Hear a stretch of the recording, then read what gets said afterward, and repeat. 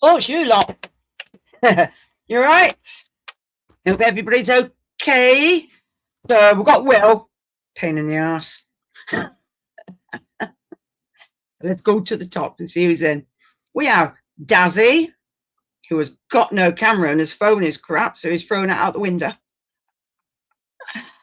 Who else have we got in? Hi, Andrea. Is that all? Nobody loves me. Kids. Anyway, let's see. Now, I know there's no Matt tonight. I know where he is, but it's up to him to let you know.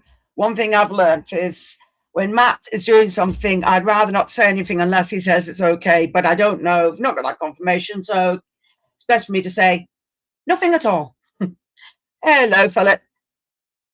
Hope you're all right, dude. So, hope everybody's okay and been enjoying the weird weather where it's been slightly warm. Could have been better, but you know, it's getting there. Well, it better be anyway. I'm just watching. Oh, yeah. The missus, she's just been a little git at the moment. One minute she's in her enclosure, then she's out her enclosure. She was going to bed, then she decided, hang on a minute, she's talking. I'm going to come out and see what she's up to. So she's just stood on the entrance of her enclosure, whether I have like a log on the outside so she can just stand on it. So she can decide whether she's going to bed or not. So we'll see how that goes. So hope everybody's okay. I probably already said that, but do I care? No. So what have I been doing? I've just been cleaning out some roaches, but I've not done them all because it's a hell of a task. And I've only just done one box and that's it. And that just takes hours going through them all. So I've got other ones to do, but I'll just stagger them over days to sort them out. The joys. And then as much as I tidy up this room, then I mess it up when I'm sorting things and moving things around and take one look and it's like, no, I'm out of here. As long as the missus has got room to run around, I don't care really. So she likes being nosy, and if there's an escapee cricket or anything else, she's there on its case, chasing it down. So yeah. What else? Well, one of my spiders and tarantulas has been a bit adventurous. No, don't worry, I won't show it. Maybe I might, or I might not. I don't know. It depends what mood I'm in. But anyway, yeah. John says he's going to try and get on later, but at the moment he's in a meeting, so he will try and get there at some point. Now, if anybody wants to come on that I've not sent the link to, ask me and I'll send it to you. If I get some idiot, because I might put it in the chat, but if I get some idiot decides to flash their bits, I will basically boot, block, and they'll be told to F off. And I won't say F off. You know what I'll do. I will give them the biggest amount of crap and then get shot of them. So, yeah. So we're only here. We can have a laugh. It doesn't matter what we talk about. But then you know you don't go over a certain boundary because then it'll be like, no, YouTubers like that or Facebook. So, shh. So what else have we got to talk about? Let's see. Well, it wasn't a very nice week last week because obviously I only do my lives once a fortnight, because if I do it weekly, I'll probably run out of things to talk about. And yes, that does happen, believe it or not. So unfortunately, my eldest daughter's dog unfortunately had to be put to sleep due to her being ill. The dog, not my daughter, before you lot think. So unfortunately, and I think she's, I can't remember how old she said she was. I think the dog was 15 years old, something like that. But she was in a bad way. But, you know, a few of us all went round to go and see her because obviously she's been a part of my grandchildren's lives for a long time. So it wasn't nice in the slightest. But at the end of the day, you want to be there because at the end of the day, any animal is your family. So, you know, you can't not say goodbye because it doesn't feel right. I mean, when my animals have passed, I've stayed in the room because why not? They're family. You know, doesn't matter how heartbreaking it is. You want your face to be the last face they ever see, not some strangers. You know, so yeah, it's like I said, it's hard and it's so heartbreaking. It's unbelievable. You just can't sometimes you can't put it into words. It is so heartbreaking, animals. So yeah, I think even though, yeah, I've lost cats, horrible, and yes, I've got their ashes. I think if the missus went, freaking hell, I couldn't cope with that. I'm used to her being a pest, but she's my pest at the end of the day. She runs around, she likes to nosy at everything, she doesn't want to miss anything. Good grief. But again, no, I couldn't cope with that. But I'm sure everybody's experienced some sort of loss, whether it's human or animal. So it's not good in the slightest. And then today I was watching about a famous actor that, unfortunately, I'm not big into Harry Potter. I do like some, but I don't go out of my way to watch it. I only watched it when my children was living here. But I was reading about the death of somebody that was in Harry Potter and how he was killed by some idiot, basically, for just offending his brother, which was awful. And obviously they were talking about how bad crime is with that. And it was like, really? Gone are the days where you would actually have a proper fist fight. People have to use weapons to start bringing their things across. And it doesn't matter who they are, they have to bring a weapon. And it's like, but when we were younger, or my kind of earlier days, you used your fists or your mouth, you talked it out. None of this flipping going around causing a load of hassle and then going home and coming back with a weapon. It's just, no, not nice, not good in the slightest. So I do watch a variety. I do watch, obviously, important things, and sometimes I watch things that are educational every now and again, not all the time. Then I'll sit there and watch funny things as well. It's like watching funny videos as well, because obviously life would be really depressing if you sat and watch too much serious stuff, because it'd be just, no, not much fun. So I do watch, yeah, real random funny videos as well, because I do like having an absolute complete, like having a laugh. It's joyful. But I just can't get over the days where people would go out and get drunk and then decide they're going to be like 10 men. It's like, really? Just this generation has gone mad. I actually do put a lot of it down to the way they've changed with children and punishment. Fair enough, there was days where people would go over the top with punishing children, which, yeah, that's a no-no. But there's punishing them for no reason, or punishing them like, smack on the wrist or smack on the bottom. Hello, Michael, son of mine. But yeah, it's all right, if you give them a smack on the back of the hand or a smack on the bottom, then yeah, that's understandable. But one's completely go around beating the absolute living daylights out of the children, to the ones where the child has passed away. No, that's awful. That is really awful. I can't see your comments, Michael, so I'd have to go into Facebook to see that, unfortunately. Oh, bloody hell. But, it's awful. Oh, I get good evening, mother. Nice, isn't it? But yeah, some people just go beyond the bloody, yeah. But I do think that children do need some sort of discipline, and taking away their electronics doesn't always work. So, and this is why kids go out and they're the right little mouthy gits, and you could be minding your own business, and they say, don't look at them, don't say anything. You don't. You'd be minding your own business, and somebody would be giving you a load of grief in the street, and you'd be like, what? What's wrong with you? Sheesh. What, did I breathe wrong? So, yeah. Oh, yeah, through this child of mine, I don't know whether you see him on the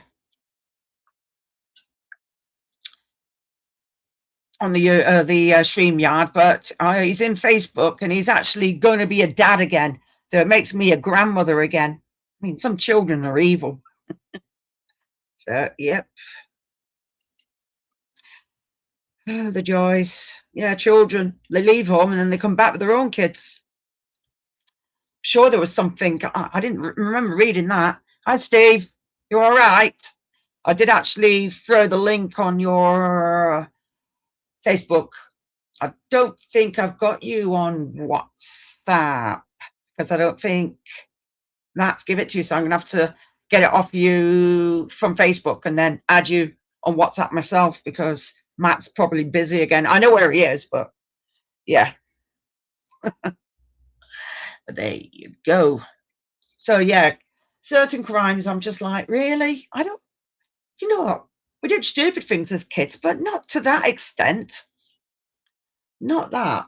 I don't know. It was very rarely heard of then. You never, hi Susan, you never heard of any of this. We would all go out. We didn't care what colour they were. We didn't care what background they had or anything. Didn't matter what music they liked. They didn't care. We'd all go around, all hang out. We'd have a laugh. And that was it. We didn't cause any grief, no nothing. I'd come home, have me food, then bugger off back out again. People don't do that. Teenagers just don't do it. They just go out and they start mouthing off. Like, what is wrong with people? Really? So I've been watching that. Then I've been watching bits of paranormal because I like my paranormal. I like my real life crime. Sit and watch all that. Well, obviously, what I was talking about is a type of real life crime. So I watch all that, and it doesn't matter who or what it's against. Sometimes I like knowing it because I'll sit there and sometimes as soon as they start talking, I'll be like, oh yeah, this, that, and the other. But I'm not always that clued up. But sometimes I like working things out because I don't know. I find some of it really interesting. Paranormal Lockdown. I did watch some of that, Michael, but no, I've been watching some stuff on Prime at the moment. So don't forget, I've got no terrestrial TV. I got rid of it all. Do not like it because at the end of the day, I'm not paying for all that when a lot of it is repeat. And then you've got all your bloody, your mainstream BBC and ITV. And I thought, no, not watching it. Don't even watch all the ones where you can download, or not download, I forgot what the hell it is. Yeah, iPlayer and all that. Don't watch them because they just bore me. Don't like soaps. They bore me too. Don't say Most Haunted is fake. I know Most Haunted is fake, Michael. It's the biggest joke ever. Oh my, do you know, she's been outed out several times for being fake. So no, Most Haunted is the biggest pile of rubbish ever. I mean, I remember going on an investigation. It was like a couple of years. It wasn't last year. It was a couple of years ago. And I remember it was with Brady, Melissa, Minnie, and Alec, and a few other people. And we'd all gone and met Richard Felix, and he is no, not Derek O'Cora. No, Richard Felix, and he's really, really down to the ground. And he actually tells you off camera, that is, a lot of things that went on. So yeah, sometimes it's good to hear the backstory of things. It really is. I've never had it.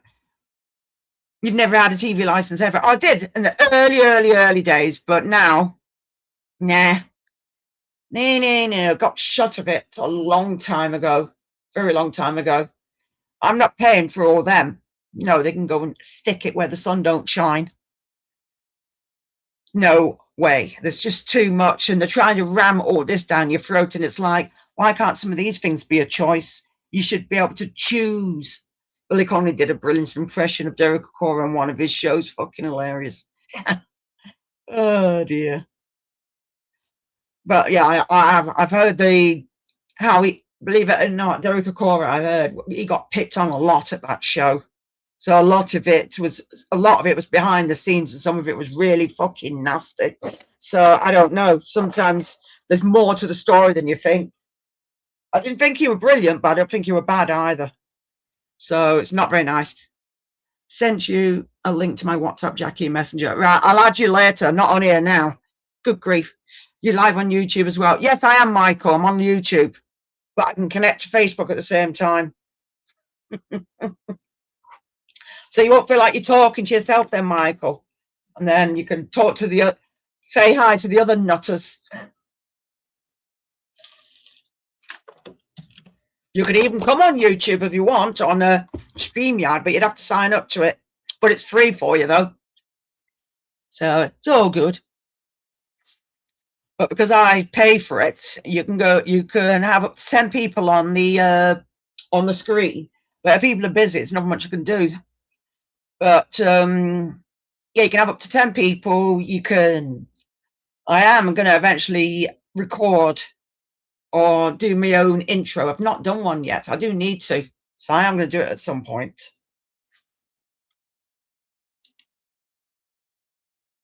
Yeah, okay. Yeah, better to go on YouTube than Failbook. I mean, other people that can probably see me on there, so it just gives them the opportunity to see it and see what it's like. And then if not, then they can just come on to YouTube. So they're both connected. They're both was it Meta or whatever? So yeah, they're connected. Saying that, if I was I had the blue tick on X, I could do it on there as well. And it's like, no, thank you. So there you go. I'll just watch and see where this bearded dragon's gone. 2 seconds. Oh, for God's sake, woman, where's it gone? They fell over there. I'm dizzy.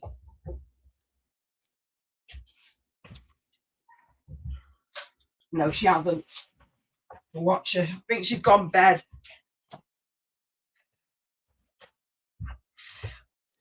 That's the thing about this bearded dragon. Yeah, she's in her enclosure. I can see her.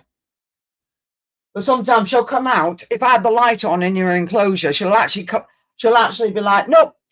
I mean, she can hide somewhere. She's got a couple of places to go under to get out of the light. So I don't leave the light on all night. It's just if I'd shut the door with her light off, she'd be banging on the door to come out. So I'll leave it open for now. And then when it gets nearer to me going, I'll check to make sure she's in there and then put her to bed if she's not. Because sometimes she'll go behind the behind the door, or there's like a little racking I've got of some stuff, and she's actually climbed into it and stayed in there. And I'm like, I could see like the bottom end of the bloody bearded dragon, and I'm like, hang on a minute, what the hell do you think you're doing, woman? So I have to pick her up, and she's asleep, looking at me like, Mom, could have left me there. Yeah, right. Oh dear. The joys. Right, I'm going to come on I prefer the chat on the phone rather than that. But yeah, Steve, I will add you on. That's better. Hi, Michael. You're all right. So it's up to you whether you want to come on the actual live and chat. It's up to you. So I know you always got something to talk about. So what else? Well, there's been a few things. I know one of my snakes, she had a slug egg.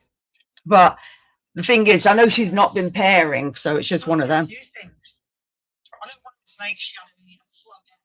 Oops. Stupid bloody thing. Don't remember having the sound on there. Oh well. Yeah, one of my snakes, corn snake, she had a slug egg, but she's not been paired. It's just one of them things. So it was like, I took her out. She has to be fed out of her enclosure, and she gets fed in a box. And usually when I put her in there, I'll put her a bowl of water in there, and I'll leave her with the mouse, and the next day she'll eat it. But this time I looked and I'm like, oh, she's left it. And then I looked and it's like, oh, so yeah, she'd left a slug. So that's what they call a bad egg, basically. The shape wasn't right. It was soft, and it was like, nope, gone. You'll jump up after your tea. Where are you? Well, haven't eat your tea. Good grief. Come on, get your scram down your neck. No, we've tried to change the times when we have our tea, because what it is, we found when we were having our tea dead late at night, we were finding it was hard to go to sleep. And obviously, I know you suffer from insomnia, Will, but I do as well. And the thing is, if you have your tea late at night, it seems to like weigh heavy on your stomach, and then you've got that. Then you're thinking about stuff, whether it's good or bad, or things to do, things you need to talk about. And then by the time you try and settle down, your bag's halfway down here. You're like, you feel like one of the Walking Dead, don't you? So we've just tried changing it around. We're trying to eat the bigger meal in the afternoon, and we'll just eat something light at night. So it's so far it seems to be working. So we'll just see how that goes. Just see how it goes. So I've been feeding the bugs. Found out the tarantula that I thought was having babies. She isn't. They were duds. But it was my first. No, I'm lying. I paired my Balfouries. They've not dropped their eggs yet. But I paired her. And I even left the male in with her. I took him out now, but she stayed with him. And yeah, she laid an egg sac, but the eggs were no good. So I was like, nope. So I scrapped all her enclosure. In fact, you can just about see her enclosure there. I took everything out. She meant to clean it all out. Cleaned it all out and put fresh in there. So she'll web up. She was up at the side at one point. She'll web it all up, and then yeah, I'll give her loads of food again. So chances are she may drop it an egg sac. I don't know. If not, I'll pair her again. The male's just still going. Just. So it's the joys. Oh, and then Simon went to work and he left one of the cats in the front room. He said, oh, I'll bring her out in a minute. Then he's like, right, we'll watch this on telly before I go out to work. I'm like, yeah, okay. And the next minute, I'm going getting some veg for the bugs that I wanted to feed. And I'm like, hang on a minute, you're not meant to be here, because there's no cat toilets in there.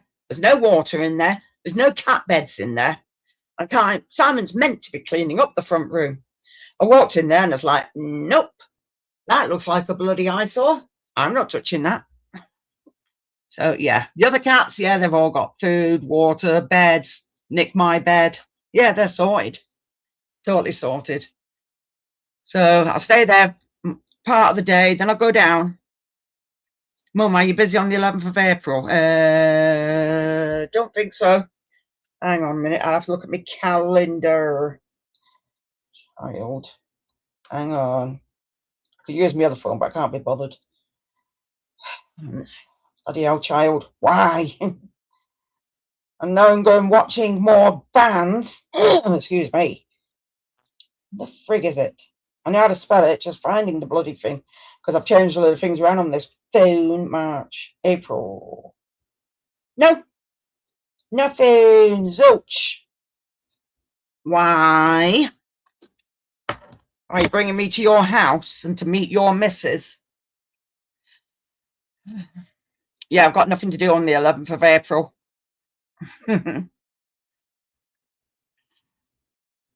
Oh. So what else have I been doing? Oh, yes. I may have mentioned I got a storage box. I got it a few weeks ago.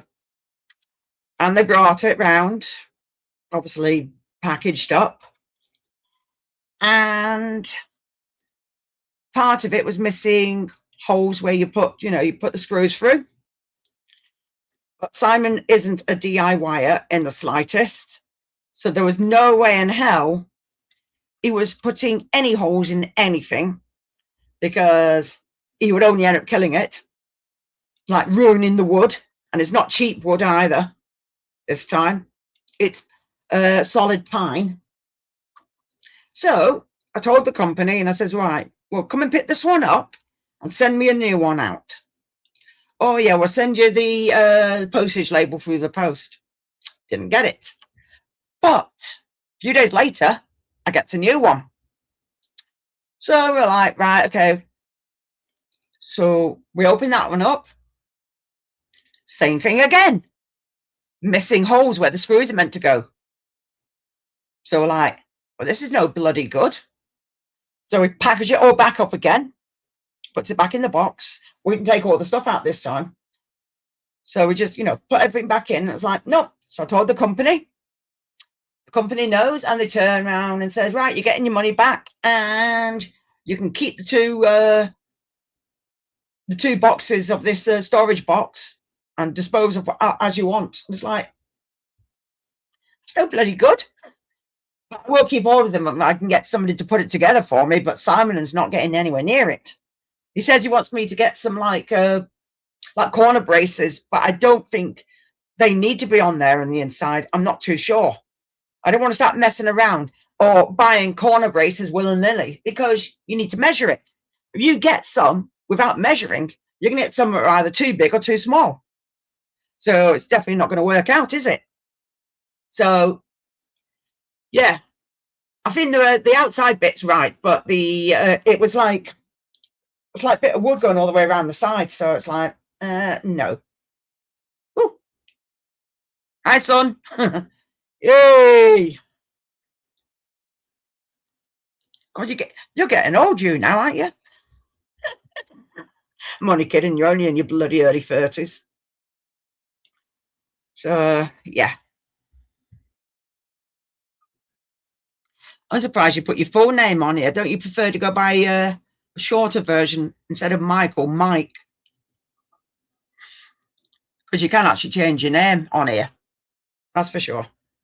That's why I prefer Jackie. If anybody says my full Sunday name, they just usually get a mouthful of abuse. I've even told doctors and everybody, it's like, no, it's Jackie, thank you very much. Not, yeah. Like, no. Do not like it. So, what else have I been doing?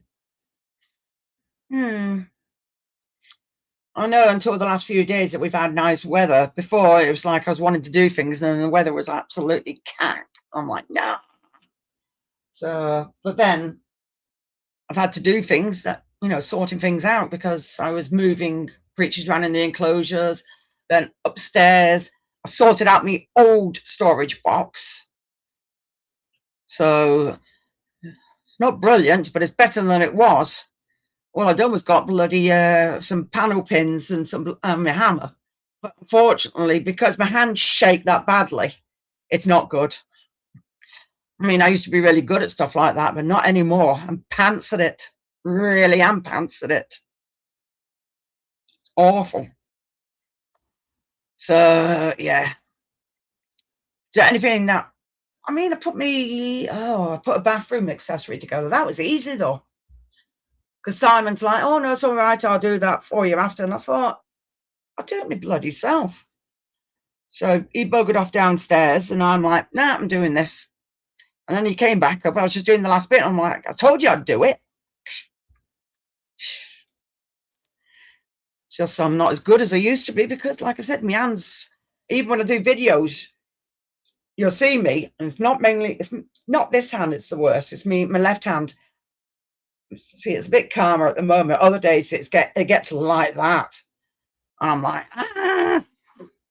In fact, I actually burnt it, and I can't see where on this hand, the hand that I lose feeling in.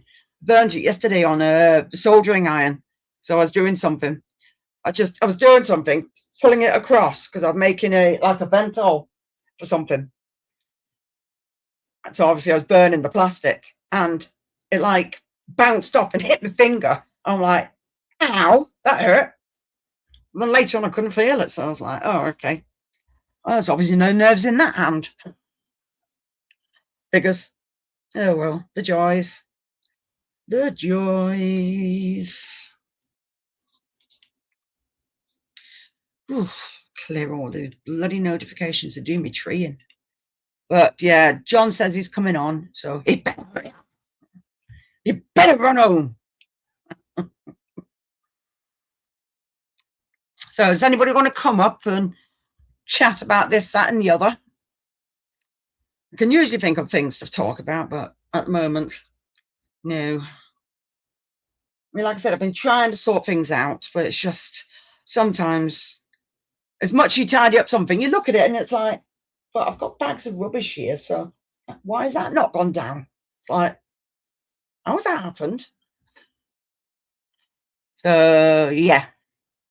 So I've sorted things out.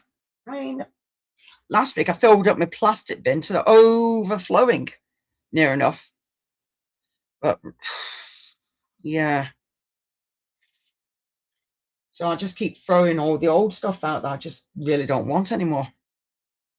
I'm getting there, totally getting there. So the joys. So what else? What did people enjoy before social media? What did you enjoy doing? What was better? Instead of you feeling like you're missing out on the world. Fair enough, you feel more connected, but sometimes you feel like you know too much, if you know what I mean. It's like you feel like it takes over your life. I don't think it does, because I can just put it down and ignore it. And then people will be like, well, you've missed all this out. And I'll be like, yeah, I can't actually put it down, you know. I'm not as active. I just put it down and ignore it for a while. If I've got to do a video, I'll do a video. But if I don't need to, I'll put it down and go and do something else. So, yeah, climbing trees and coming home covered in mud. Well, that's nothing unusual. Bloody hell, I used to climb trees when I was younger as well. It was fun. DJing on the decks, happy hardcore. Then Facebook and YouTube came on. No, we had MySpace. Get it right. Oh, hang on, you might not be old enough for MySpace.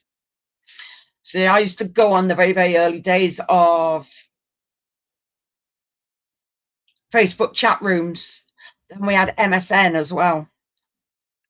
And then MSN, Yahoo Messenger. You used to shout us at for it. Yeah, well, you were a git. You'd go out nice and clean, and then you'd come back absolutely covered from head to toe in mud, and there's me having to do all the bloody washing. It's better to be shouted at than be like, yeah, it's all right, don't mind you messing up your clothes. Oh, dear. The joys. But at least it's something you enjoy doing and something you can say, yeah, used to climb trees, used to go and play football, used to go around, do knock a door, run away, used to hang around my mate's house, cuts, bruises and mud all over the floor. Yeah, I remember all that. The joys. That's what I mean. That was normal. You'd come back and it'd be like, ah, it's going to fall off. No, it isn't. Oh dear, the joys. But it's part of growing up at the end of the day. But majority of kids now, they're sat there glued to a bloody tablet or phone or something like that. It's like, what did you do? Well, I was sat in front of the tablet for the, you know, and I learned from that. It's like, really? Really? So I don't know. Oh, I know you've never grown up. You still go on your Xbox, don't you? Playing, you like your car games.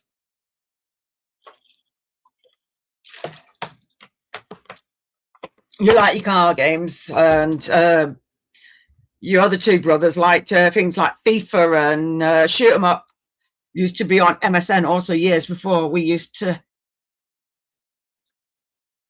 do. Was that Punch something from building sites and more mega huts? Made a 2-story one in the woods beside. Oh, right, yeah, used to be able to do that. Pinch wood. Yeah.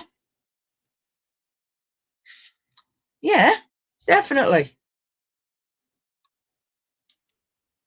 You all right, John? Hello. Hello. Did you get me message? Can I? What? Which one now? If I'm on here, I did send something on Facebook Messenger. When he's been on. So we might. I was listening to music before I came on here because I was doing things in here, sorting things out. So when I'm in here, I've got music on really, really loud. So I'm like, oh, actually, it's not that. But you know what I mean. Am I coming through okay? Yeah, you're a bit laggy, but yeah, you are. Right. Oh, you're having a gender reveal on the 11th. I said I'm free. I'll come on the 11th, Michael. Bloody hell, child. So yeah, I'll come. If you want me to come over on the 11th, I'll come over on the 11th. Good grief, child.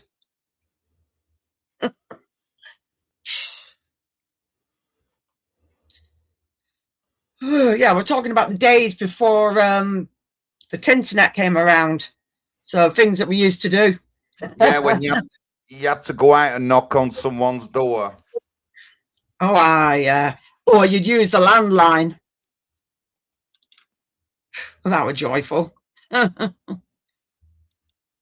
coming out? So can I bring Mitch on, Jackie? Remember Mitch, who I do that trauma course with? Trying to think who that were now. Oh, is it that older dude? Yeah, from America. All right, yeah. Yeah, you all right with that? Yeah. Yeah, but not everything is yeah, but as long as he's. I want to talk about the trauma course that we've done for a couple of years, and you would have seen that because you were a manager on my YouTube. Got dozens of videos at Late Night Veteran Show, and we talk about this trauma course that we did, and we got introduced to Mitch, and the course he did is called Reboots. I will put it in the chat. It's an American-based veteran trauma course and deals with PTSD and that. So we did that with him, and we did like 2 13-week courses because, obviously we want to help people with trauma. And obviously being a local counsellor, I come across people who are not just veterans, civilians who suffer from PTSD. Your house fell down, you got attacked in the street, anything that can cause trauma. So I wanted to do more. So we wanted to do these courses. So someone donated money for us to get books, and all it was a big A4 book. There's about 130 pages in it, and it's a workbook. And then we did the course twice, and I wanted to, I'm not saying I had trauma, never said at me, but I can't talk about something that I haven't worked on or done myself. So basically, what you're doing is you're going there, understanding other people's feelings and see where they're coming from, and 100%. And that's what Big John's all about. That's what I'm all about. So let me just try and get Mitch on. Let me just see if I can. So I'm just reading what Daz is putting. Speaking of landlines, I had a screwdriver bit that go open the box for paper boobs. Yeah, screwdriver was a very handy thing. Getting into any car and start any car up with a screwdriver. Yeah, that's how mad the 80s were then at the time, 80s and early 90s. And it was like, but Darren Dobson. Hello, Darren. Nice to meet you. Yahoo. Yahoo to you too. So yeah, I need to talk to John again and see if he's any good on trying to fight against a previous. Oh, right, the refusing. Oh, yeah. You'll have to let us know, and then I'll try and track John down because he keeps being busy. He's not allowed, but he is. Oh dear. Yeah, the good old days.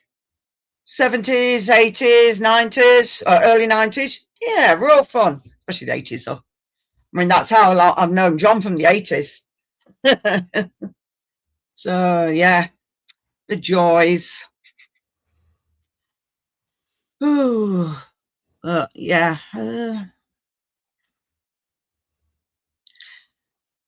Oh.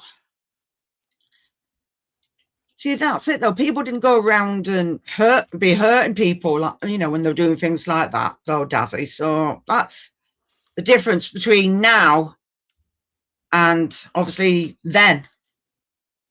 They relocated the gossip and sacked 8 of. Whoa.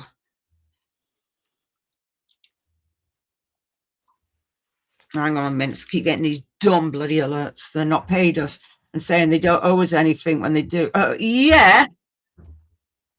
I'm sorry, but if you've got evidence you've been working there, because usually if you've got like a type of timetable. Have you been clocking in or whatever? Nah, they can't do that. Have you been working? You're owed some money. So they're taking the absolute piss. Some companies really bloody try it, I'll tell you that. They really do. Remember, you were saying they're relocated. So, not good. Especially when you got a child on the way. Second child. Or should I say 2.5 children, because you've got a stepchild as well. So, yeah, 2.5 children. Is Leah in the chat by any chance, or is she coming on? I don't see her at the moment. I've not seen her today. Right. I've got a few questions. I've seen a couple of videos come up, but I've got a couple of questions about them creepy crawlies she has. Which creepy crawlies? What are you moaning about now? No, I'm not. She went to that. She was last time I did a stream, she was getting ready to take them all out, weren't she? Yeah. Yeah. And I wanted to ask about that and how that went. And I did see her streaming the other night, showing something on her hand. But anyway, so let me get the political spin in now. So obviously, Oldham, there's Oldham. They've got a list of candidates who are up for election now, the Labour candidates and such, and Labour are going to lose more candidates. They've only got 27 at the moment. They're definitely going to lose. No, we don't want them. The Muppets. Maybe five more, and it'll be difficult for them to take control of the council.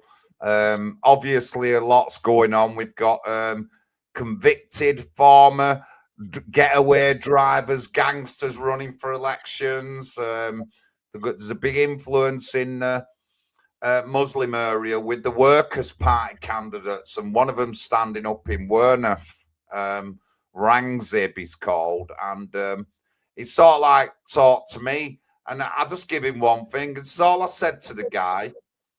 I said, you come to that hotel, do a little interview with me, and you'll get votes. He hasn't been yet, but somebody is that the Victoria Hotel that you go to? Yeah. Yeah. You'll get some votes, but he hasn't been yet. But that's the way I'm pushing it.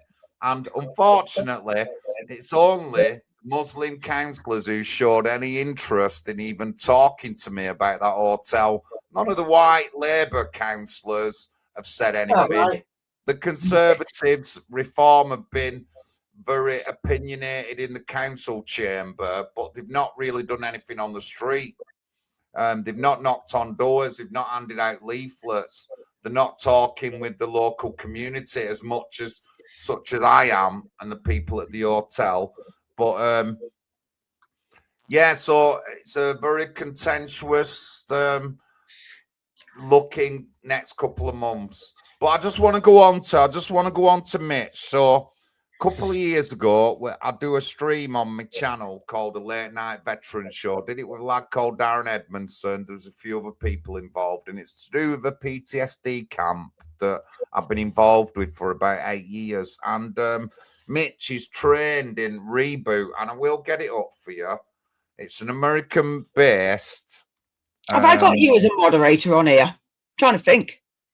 If I haven't, then I'll add you. You'll have to write something in the chat, and I'll add you. Who, me? Yes, you numpty. Right. I will. I'll find out. I'll see it come up for me down.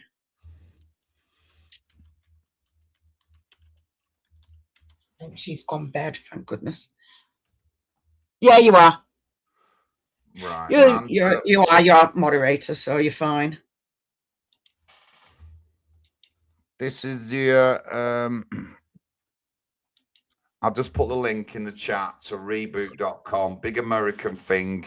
Hundreds of thousands of people, millions of people, and big money as well to do that course. But Mitch is one of the trainers for that course, so he's gone to it. He's done all the training that they do so that he can teach other people. Then he came on the stream a couple of years ago, and he didn't offer the course, but when he talked about it, I run the stream now. Well, I'm interested in that. I'm interested in trauma and other people, and a lot of people have gone through that type of experience, like I said. So yeah, whether you've been jumped in the street, you've been mugged, or something that yeah, and it's not just veterans who suffer from PTSD or trauma. Exactly. Obviously, as a local counsellor, I think it'd be a good skill that I can deal with normal people, not veterans or anything, who have trauma.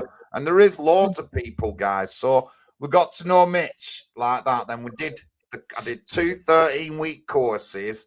And at the end of the second course, something like the 6th or 7th week through second course, my mum passed away on that particular night. We had the course. And I'd obviously shown my mum a couple of times and stuff. So, we talk.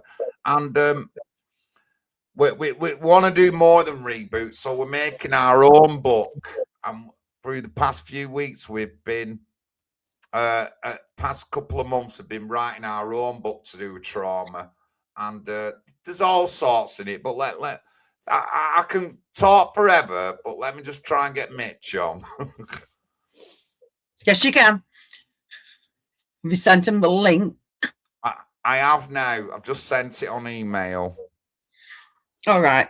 Has he got Facebook or WhatsApp or something like that? He can get onto StreamYard. He's been on mine plenty of times. He knows. I know that, you numpty. I'm just saying if he's got anything alternative, just to say that then he can be added to Facebook or WhatsApp or Instagram or. He has got a Facebook account. He definitely has got a Facebook account. But well, he should be able to add me as well, because then at some point, if he ever wants to come on again with you and meet other people to talk to about certain things, it's. So aloha, a tarantula. Yeah, she's called Susan. Susan. Yes. Oh, well done. Honestly, it's hard though. It's hard to take the course. It's hard to put the time into it. We don't charge hundreds of pounds or anything. All we charge you for is a book, and all you've got to give is your time online a week, which is maybe 3 to 4 hours once a week and a little bit of homework. And it's an easy workbook. And I've worked in logistics. I'm working class person, but I've worked in mills and stuff like that. So I've been a staff trainer, a supervisor, and stuff like that, and senior management roles. And this is a pretty good book. And I wouldn't say it, but I've done this course 3 times, and I do think a lot about it. It's very personal. Obviously, what's said on the course stays there. I'm quite open, me, so I will talk about things that I've been through. If you watch any of my streams, one of the things I've been struggling with the past 6 months ago, 6 months or so is forgiveness. Because I was really let down by somebody I really trusted, and they said some nasty things, and I'm difficult to be with forgiveness. I'll admit it, guys. I'll admit it. I'm not a person who's like gonna let it lie. I fucking really struggled with forgiveness, and Mitch will tell you, it's a big thing with me. And it's all part of the trauma and stuff like that. I mean, you don't have to forgive someone who's done something bad to you just because he's done something bad to you, but it's to release you from their control. And the thing is, I have a way if they're always going to be I know you have your ways, because obviously some people, they have to sometimes confront or try. Sometimes I say person have to confront it, tell them what they think, and then. Or I just basically like, right, well, you've caused shit in my life, and I just completely just blank them. That's it. I don't want anything to do with them. Like, nope, don't want to know. That's how I do it. I just completely don't want to know. Well, that's good, because otherwise, if you do think about them, they're in your head all the time, doing your head in, aren't they? From week to week basis. You know what I mean? Yeah, that's what I do. I just completely just Don't want to know. That's what we teach you is that kind of forgiveness, just to get them out your head so you can go forward. You know what I mean? No one is ever forgiven properly for the crimes they commit against people. No, it's not like that. It's to help you better to go forward. Because if you're always thinking about them, then they're winning.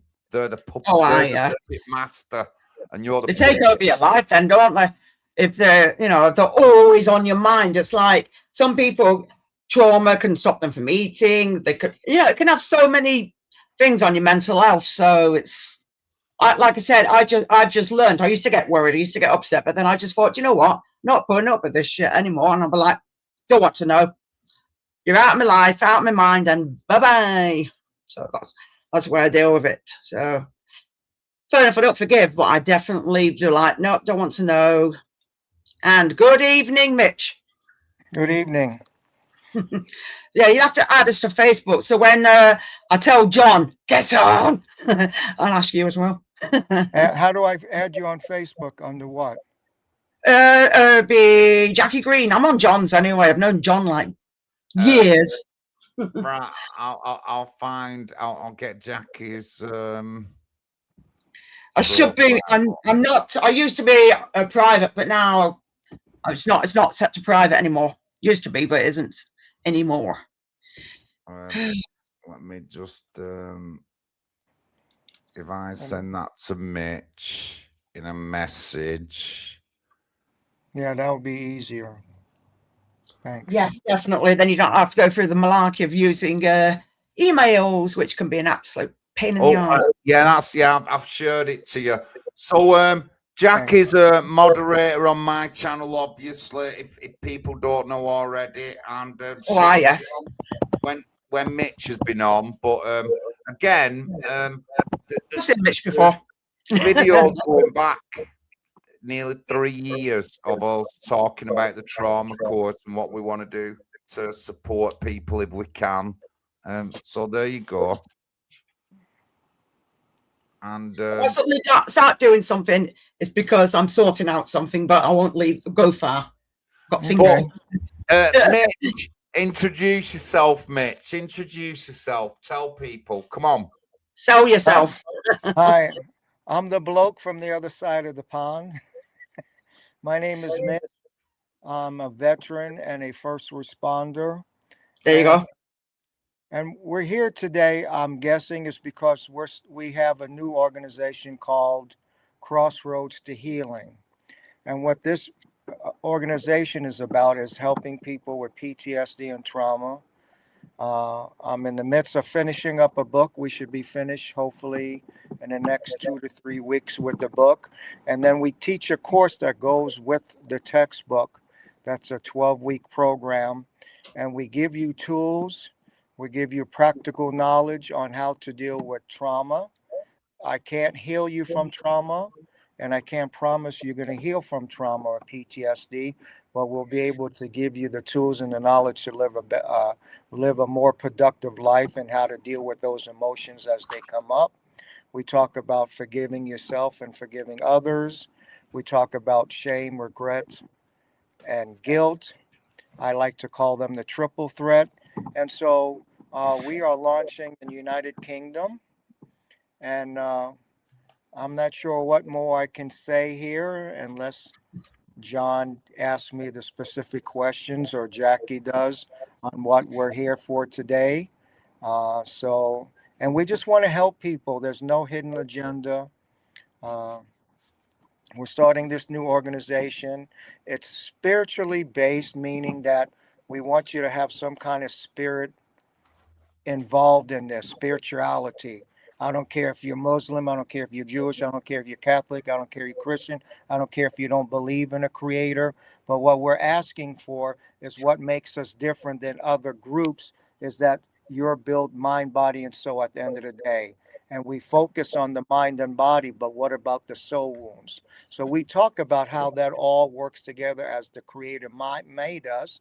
So as long as you believe in something, that's all we care about, because that's your focus is going to be going through the course on when you have to go through some challenges, who you can turn to, plus use the knowledge in the book that we give that we provide to you in the course. So, I mean, I don't know if there's other things we can mention. I'm going to let John or Jackie ask those questions because I don't want to overstep my bounds. So, Go on. What do you think? What do you want to mention? Go on. I Who? don't you overstep because I'm a bit more open. I'm not as I don't hold my tongue very much, so I'll say an awful lot of things. So you won't be overstepping. You're nothing. I don't get easily offended or anything like that. Okay. So go with it. Go on. thank you. So obviously, go ahead, John. Go ahead. No, Mitch, carry on. So our purpose is twofold. The first purpose is to let people know that this program will exist probably in May or early June is the first purpose. And the second purpose is we're really looking for donations. We're not a charity organization yet under the umbrella of the United Kingdom's government. We are a constitutional organization.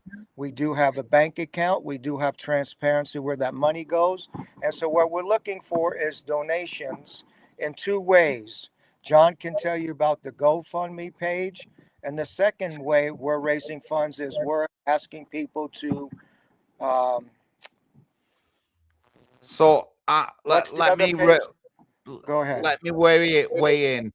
Adrian Graffer. Adrian. Yeah, just say Adrian because Adrian UK geographer. Right. Geographer.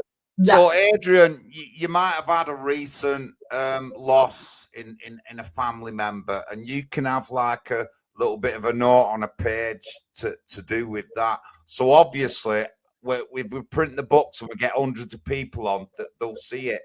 I am the first person on the first page to have Show something off. about my mum, and I paid a tenner towards it. And at the bottom of the page, it's going to have something about Nana Pat, and I'm the first person. So we want to earn money like that. If you have a business, and I wouldn't mind it, you lot are really animal orientated, and if you Some are, want, some are not. Some of them. See, I've got animal people. I have urbexers and people that just like listening. I've got people that are involved in the paranormal. It's a big umbrella because I like an awful lot. Yeah, and I know different things. I like variety. I know, like Leah takes her animals out to places like that.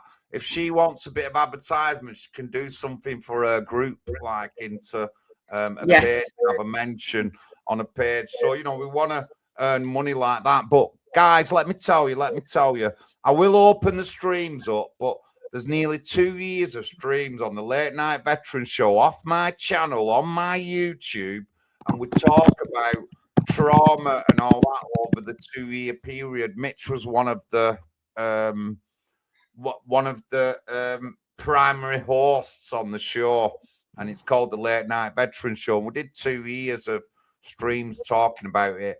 I've involved myself with the course, and I've talked about my trauma and that. And like I said earlier on, one thing I'm really struggling with is forgiveness. That's what I'm really struggling with. Mitch knows this. Right. So it's called Sponsor a Page. Hi, David. And so what for is if you sponsor a page, you can say in memory of an animal and in memory of a human and in memory of anything, and that will be printed in the book, and people will see that for years to come. And then, as John was saying, also, if you have a business, we're asking for 20. Is it 20 or 25 pounds? It's 20 quid. 20 pounds for business, and we will do your name of your business on one of the pages, and then in front of the book in one of those pages will be all the businesses and organizations that decide to help fund us. Again, this money is going to print the book as well as pay for our Zoom. Zoom costs 22 quids a month, and we're not asking. I don't get paid. Nobody gets paid. It's volunteer. I'm just asking to cover the cost for the printing and to help us get through the year. And then hopefully once we have enough money in the bank and we show this the government, then we become a charity. But you see, these are steps that we have to take in order to become a charity under the United Kingdom guidelines. Go ahead, John. Yeah, so obviously we've been doing this for quite a while, and we did a stream the other week, and I talked about the price it would be for you if you wanted to do a trauma course if you didn't get it free off like the National Health Service or anything like that, and you're looking at a few £100 for the kind of course that we're offering for just the price of the book and your time to come on the course. And, you know, we do get a lot of failures because people are weak. I'm going to say it, guys. Some of you are going to be weak. You can't commit to 3 to 4 hours a week. I'm going to tell you straight. Not everyone is capable of doing this. Some of you are really weak. I've done, this is my 4th course I've done. I have missed a couple of weeks, and one of them was when the night my mum died. But, you know, that's a sign. Well, people are weak, and if you can't afford £25 for a book and 4 or 5 hours a week to do a little bit of stuff online right now in this day and age, then you're just not worth anything. And we offer that. Other than that, you're going to have to pay hundreds of quids and wait in waiting lines. You're going to have to do it through National Health Service and go to some drop-in centre in a town you don't know or anything like that, and a bit like out of the way with people you've never met before. This is online. You talk, we become a group. Everything's private. We don't go blasting out what everyone said in the group. I'm quite comfortable to talk about my own things. I don't talk about other people's things. It's a really private group, and when I talk about the level of emotional, I'm not an emotional person. The most out of me you'll get is like 5 or 6.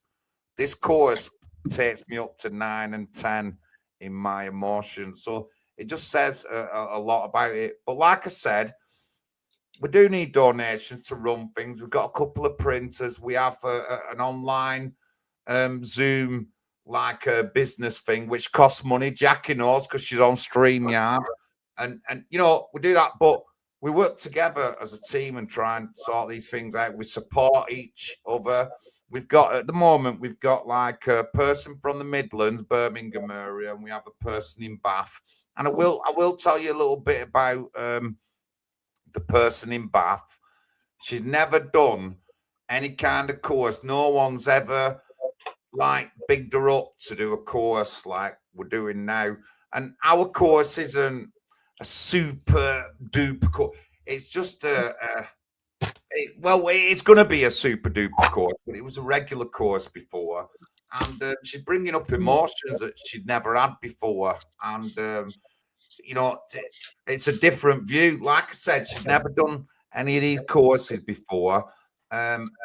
People who are on the courses have had, it's mostly, there is a lot of veterans who come and do the course with us, but we have civilians who have severe PTSD. We've got Nick Wilson from Rochdale who was nearly beaten to death in the street, and the police never helped him. There was no investigation into his case.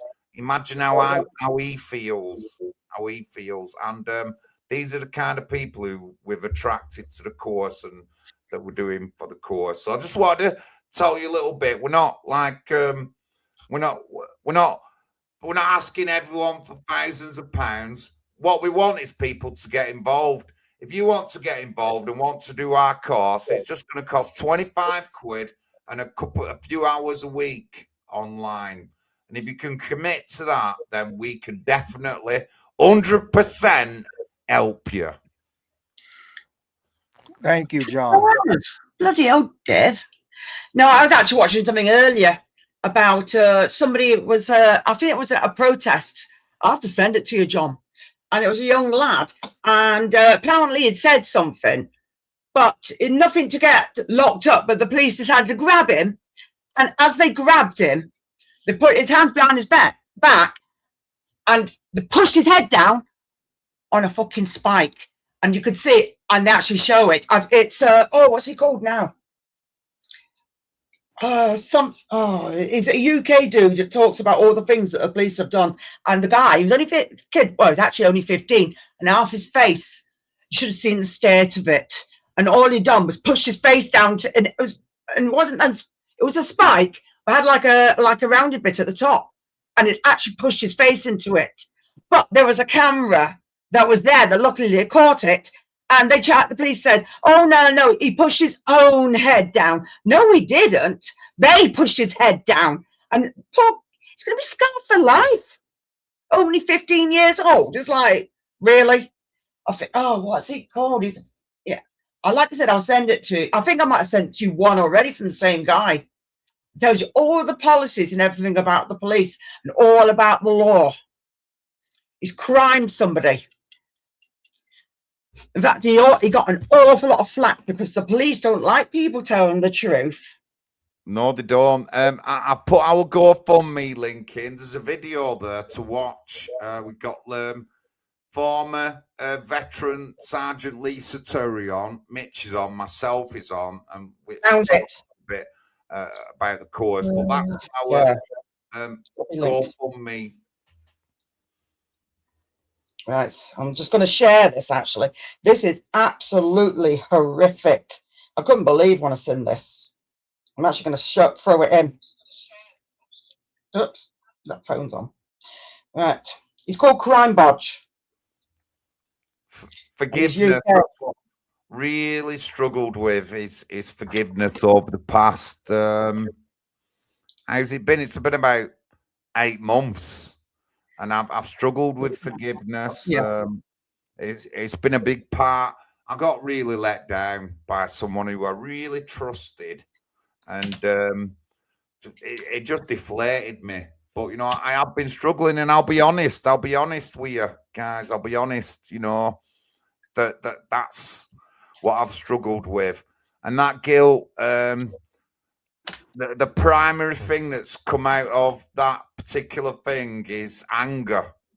And, you know, my views have changed that much. I call out a lot of people weak and stuff like that because I'm sick of it. I'm sick of people not standing up and doing the right thing and stuff like I am. I'm sick of it, and people have to do more. And, you know, the course is emotional, but it's invigorating because it supports you, it can help you. And obviously, I want to be a local councillor, so why wouldn't I be involved in something like this to support people within my community? Because we can't say that nobody in my community suffers from trauma or anything like that. There's loads, everyone's community, everyone on here can point to someone who lives nearby who's had some kind of trauma or something like that. And did he get looked after?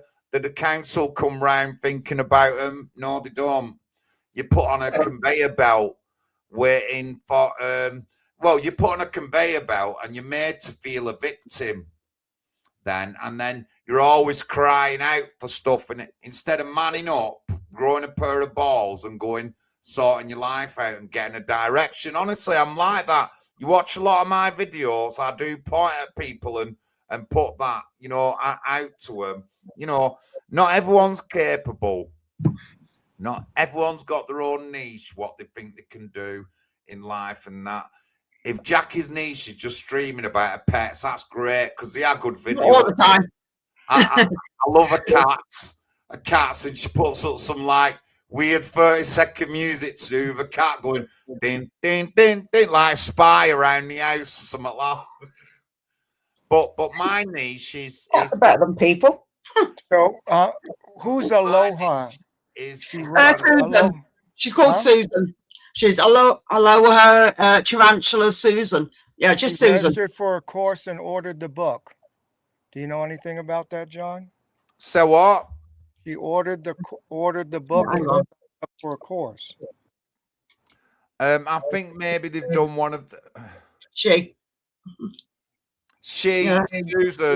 Yeah, Susan said earlier on she's on a course. She's going to be doing a particular course. Oh, good for you.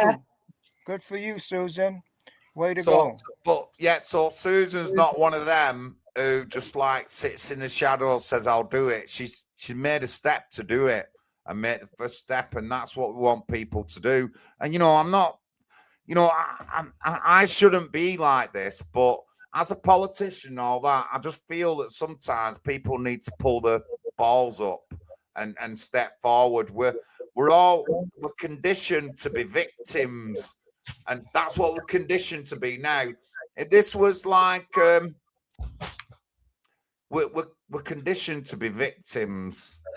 That's what society has made us out to be, when we are the puppet masters and not the puppets. That's what we go on about. Yeah, we do. John, how can they help donate? Tell them how you can do that. I put the GoFundMe up there. It's in the link, NHP UK TV. I'll do it again. Thank That's you. to our GoFundMe. And but if you want to go a bit further, if you want to donate to get a page or something like that, if you contact me separately, I can give you bank details, or you can just pay something, and we'll have a page marked up for you. And at the bottom of the page, you can leave you get. Sorry. At the bottom of the page, you can say, "Rest in peace to my lovely cat." Whatever, anybody, anything, a little message. No, to, I took what says. support somebody in your life or something like that. So there's a GoFundMe. There is links in there. Let's get Oh my God, I don't like this one. Well, the situation that happened to me, I go to these Christian hubs, these churches that open the doors and they give you like soup and sandwiches, and there's 5 of them Monday, Tuesday, Wednesday, and one of the ones I go to on the Wednesday is right next to where I live. And I every week I was going, and there was this guy, and he's a Celtic fan and I'm a Rangers fan, but it was a Catholic chapel, and he just kept bullying comments and all the rest of it. And then there was one day I told one of the other women that went to the hub, I went, I'm just going to ignore him. I'll sit at a different table. So she says, you do that. So then she kind of told a few people, and I don't think he liked it. So then I was just ignoring him. And then one day I went up to get a coffee or whatever. And then it was like, oh, what's your problem? Do you want to fight? And I'm like, no, really, you're harassing me. I'm just trying to get a cup of coffee. That's why I'm sitting at a different table. So I phoned the cops. And the cops are on the 999 call, and he's left the building. He's offering to fight me outside, and I'm like, well, the 999 guy's like, can you stick your head out? Is he still there? And I'm like, well, look, he's threatening me. He's threatened me with knives before. He's got a reputation for carrying knives, and you want me to stick my head out of a wee church cafe to see if he's outside? Do you honestly think that would be advisable? Don't think so. Something. Can you get somebody else to it? No, I don't want people to know my business. As our witnesses, I don't know if anybody's going to come forward. You know what I mean? And it's like, that's not an emergency situation. So then I thought, and they went, oh, well, it's not really an emergency or a life-threatening situation. It's like, well, yes, I seem to look back at it, it was. And I even said that to the cops that turned up, because I thought, oh, I've not seen him. I thought, I'll not go to the ones he goes to, which is quite a bit away. I'll just go to the one that I go to, and I never saw him there for a couple of days. And then I thought, maybe he's just got the message and thought, I'll stay up there. I said, no, he's not got the sense to do that. So then he's walking past me when I'm in the hub drinking coffee, saying things under his breath and all the rest of it. So I phoned the cops. And they're like, the last time they says, oh, we'll send somebody out the next day after I phoned the 999. Oh, well, you should just phone 101. We'll get you an appointment for tomorrow at 1, which is like 24 hours later. And I'm like, are you serious? So then they phoned me, right? This is no word of lie. The woman phones me, the cop says, oh, well, we can't really come out. I can't really visit you because I've hurt my leg, you know what I mean? And I thought, saying, well, you know, what? I've hurt my leg. And what happens if you need to chase a criminal? Now, I know she's working from home. I'm no stupid, you know what I mean? So then I just went, well, what is the point? You know, I mean, what is the point? So I got angry and I had every right to hang up. So then I goes into it, and then I phoned the cop the second time when he was in the hub, and they came in because this was because I hung up on the cop that wanted to come out and talk to him about the first situation, or that was closed. So I went down to the cop shop to find out what had happened, because the cops eventually did show up. and they took us. Well, they didn't take us. They listened. They never wrote anything down, and then they went away. And then I went down to the cop shop about 3 days later, and the wee woman came out, the cop woman, and she went, oh, I says, well, the first time you hung up, I says, well, I felt saying, well, do you blame me? It's like, you know, it was an emergency situation, and they weren't going to send a cop. Well, I didn't say that. I never really. And she went, well, I says, well, she did say she had a sore feet. And she says, well, that's not really any of your business. I says, well, it does because it impacts on me. What happens if she has to chase a criminal? Do you know what I mean? She's going to do that in a set of crutches, and then I started filming her. She says, I don't take to it. No, you can film me anytime you want. And then she eventually, when I started quizzing her and started catching her out, it's like, well, I don't really take too kindly to being questioned on camera. And I'm like, well, you're a public servant. It's a public place. So she goes away. Why had you had this contact with the police? Did you say they come to you? Well, I phoned because I was being threatened in a church hub, thinking that would be the end of it. You know, just leave it, right? And then the next time I go to the hub, it's a different hub, and it's like then he shows up and starts effing and blinding under his breath and calling me names and stuff like that. So then I phone the cops the second time. Then they show up. And I get back thinking that I can go back to the first time, and it's a different incident number, so it's a different cop. But the thing is, what's this guy got against you? He just doesn't like me. He's really bitter. He's just a bitter Celtic fan. That's all he is. But he doesn't like my sexuality. He allegedly, you know, Elton John can't sit down because he's been, you know, taken up the arse too many times, according to him. And he told me to pull my truck. He says, your trouser, like your tracksuit bottom leg is like up too high, kind of thing. Because to be fair, it was kind of like riding up a bit. And he's like, you look like a sex offender. And I'm like, what's your fucking problem, Bill? Do you know what I mean? Not right in the head. They obviously need to go into the bottom block if they're actually like that. I'm sorry, but and this is where people end up getting attacked. It does make you fearful. And then you've heard many times that people should have been somewhere sectioned, and they let them out in the street, and then they hurt somebody, and they'll be like, oh, well, right, well, we'll do it now. It's like, yeah, Jackie, but if it had been prevented. Jack, I'll give you a perfect example. I went to buy a steak pie at the butcher's, which is near one of the other hubs. There's like 5 hubs. Yeah. And I went and bought myself a steak pie, and it was an uncooked steak pie, and he's like, can I see that? And I'm like, and then he's squashing about half a dozen times. And then he gives me it back, and he's like, that's a kind of an uncooked, you know, top crust. I'm like, well, I feel like saying it didn't take you 15 times to fucking squeeze it to tell me that. It was just doing it to take liberties, Jack. He was just bullying me. And then there was another time when he's like fucking, I went up, there's this church hall in the middle of it, there's like fucking pancakes and crisps and stuff. And there was something that I missed. I went up, so they've not got any left. He went, if you're no fast, you're last. And then he leaned right forward and went, if you're no quick, you're a dick. And he right in my fucking face. Do you know what I mean, Jackie?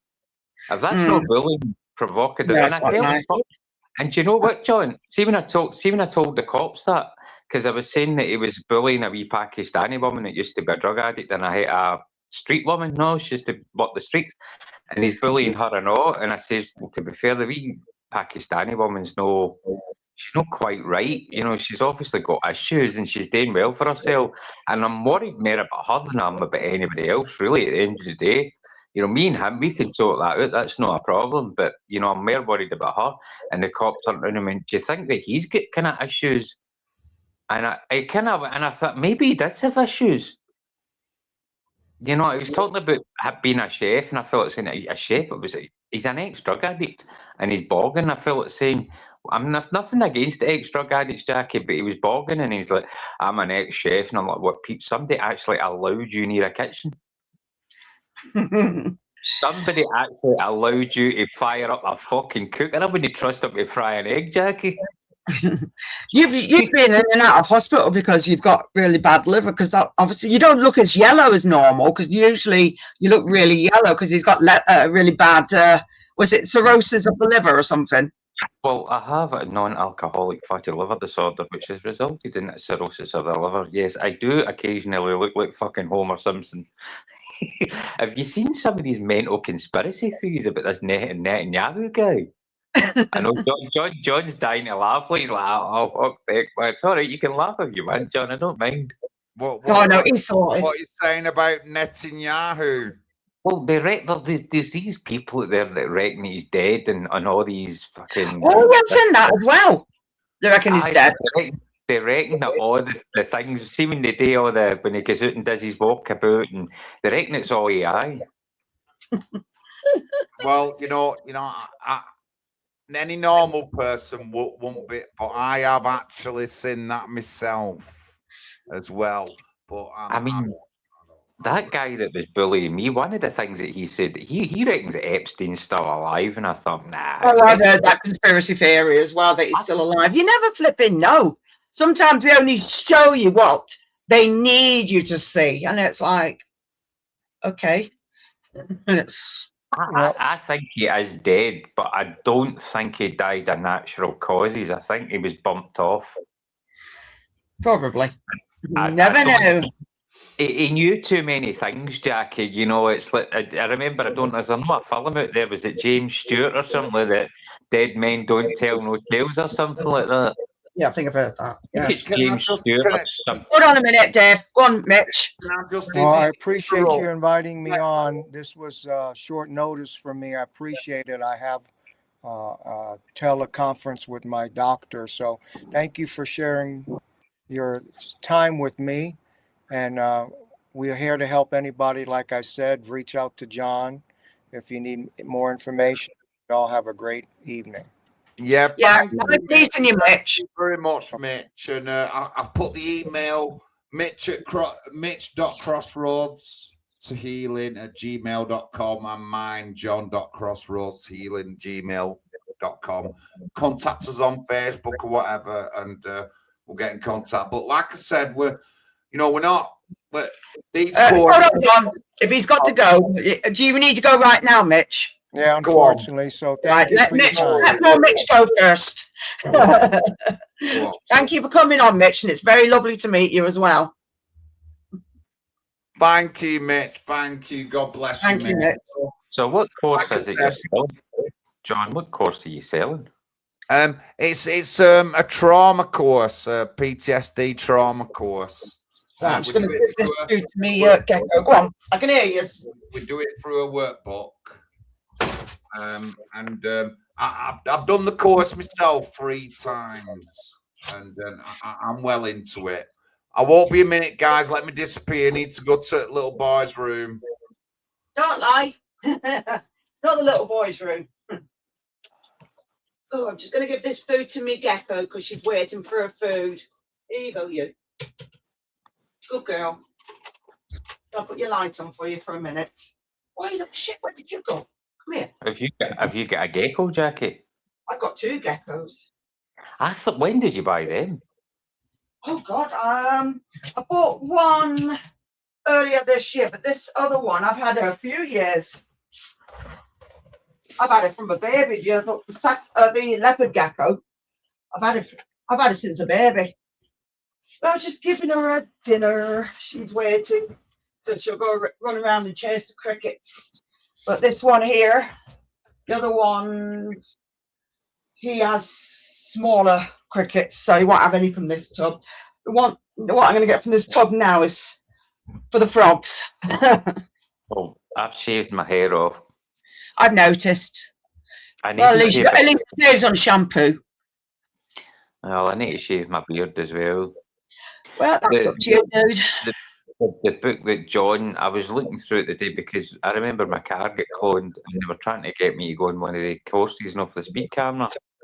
If you go on this course, you won't get points, not only cause, and I'm like, I'm not paying for anything. If I can get away, because I know I've never been to Stafford before, and I remember I drove to England, but I never went anywhere near Stafford, and seemingly somebody had seen my car on the advertisement website, the Vauxhall Astra, and somebody had got the registration, cloned it, and put it on another red Astra, and went through a fucking speed camera.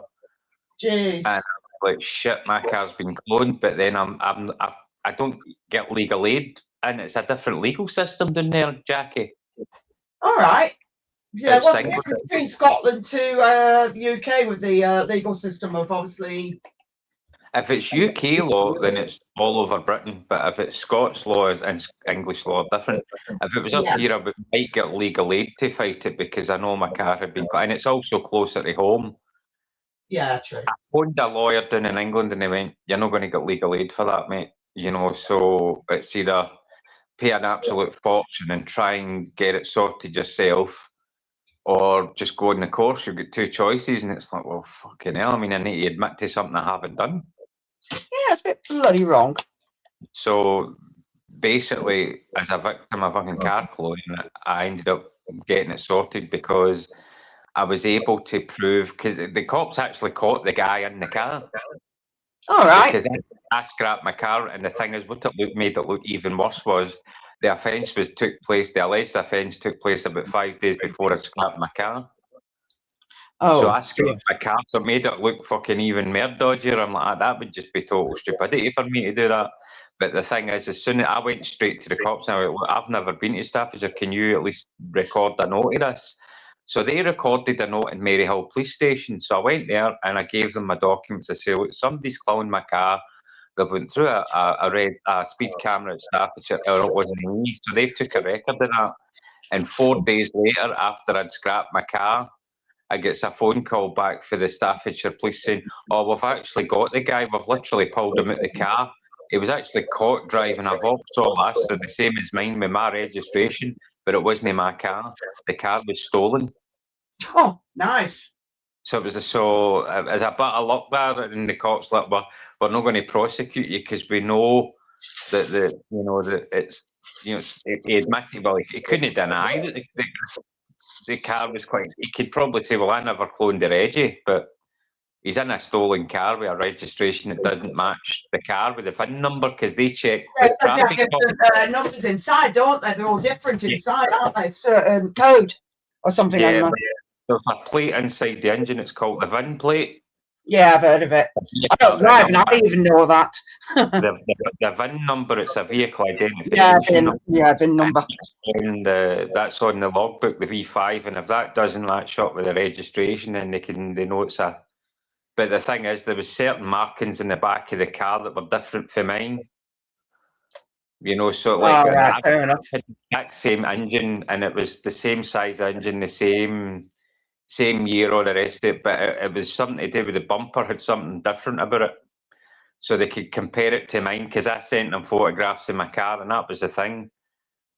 They were like, I struggled for nearly 2 or 3 days just to get pictures of the car, just to send them to them to prove that their pictures were different from mine. Hi, Michael. Taylor, that is. Not my son, Michael, this time, a different Michael. How many children have you got, Jackie? I've got 5. Couldn't you stand up and tell us about it? No, sit down and take a rest. Piss off. You've got it, Jackie. 5 children, goodness me. Yeah. Well, it does. The good book does say be fruitful and multiply, Jackie. Yeah, well, he was in here earlier, and he said that they're doing a baby reveal because him and obviously his girlfriend, he's having another kid. So it's like, oh, for God's sake, really? So more grandchildren. So your son's girlfriend is going to be having another baby. Yeah. So I'm start losing count of the grandchildren I've got now. How many grandchildren have you got? Right. I'll include even step-grandchildren as well. So my oldest daughter, 1, 2, 3. She's got 3 daughters.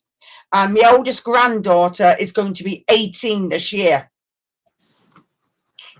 Wow. Right. That's me. And then I've got my son, Chris. He's got a son and a stepson. So that's I'm up to 5. Then we go down to Michael. He's got a daughter. He's got a stepson, and then he'll be having another child. So that's up to 8. Then we go down to another daughter, but I don't talk to her because she's a bit of a bitch. But she's got a child. That's 9. And then my youngest child, he's got a child. So that's 10. You get 10 grandchildren. What's it like at Christmas? Oh, fuck that. They get money. Well, Take a present now. I will. Will's in looking for money, ain't you, Will? Where is Will? he? Can he see? I know, I can't see him either. Where are you, Will? Will. Earth calling Will. Come in. Yeah, John, that was the book that I saw that I was going to just before I forget. It's called Copper Stoppers, and it's basically it's £28, and it's all about Yeah, what to know. it's his book. That's Is who I that right? watch. Yeah, it's his book. Yeah. Is it your I book, think John? he's done it. He's done it. John, Crime Book. is that your book, John? Not his book, no. Copper Stopper isn't. Hello, can you hear us? Yeah, I can hear you now, Will. I don't But, know if you yeah, can Copper hear us or Stopper's not, got, but I like, can't Copper hear you. Stopper's got, Give us a few minutes. okay, Will. No, Copper Stoppers by Crime Bodge. He's the guy that I was talking about earlier, about what happened to that 15-year-old. He's the one that's wrote about all the different, what the bugger and hell do you call it? All the different laws and everything. Everything's in there. Everything about the police, everything. The police don't like him because he knows far too much. But it's all legal. It's tough, Well, really. There's no law that says you're not allowed to know the law. Exactly. And this guy's really good, and he's shown some of the things, but some of it is bloody ridiculous. I mean, I watched an American guy as well that's shown some of the things. I can't remember what he's called, but he's pretty good as well. I like watching an American guy that does it as well, and it's like, wow, really? I mean, about one person, and he had mild Alzheimer's. This guy, and they put him on one of them bloody things at the police.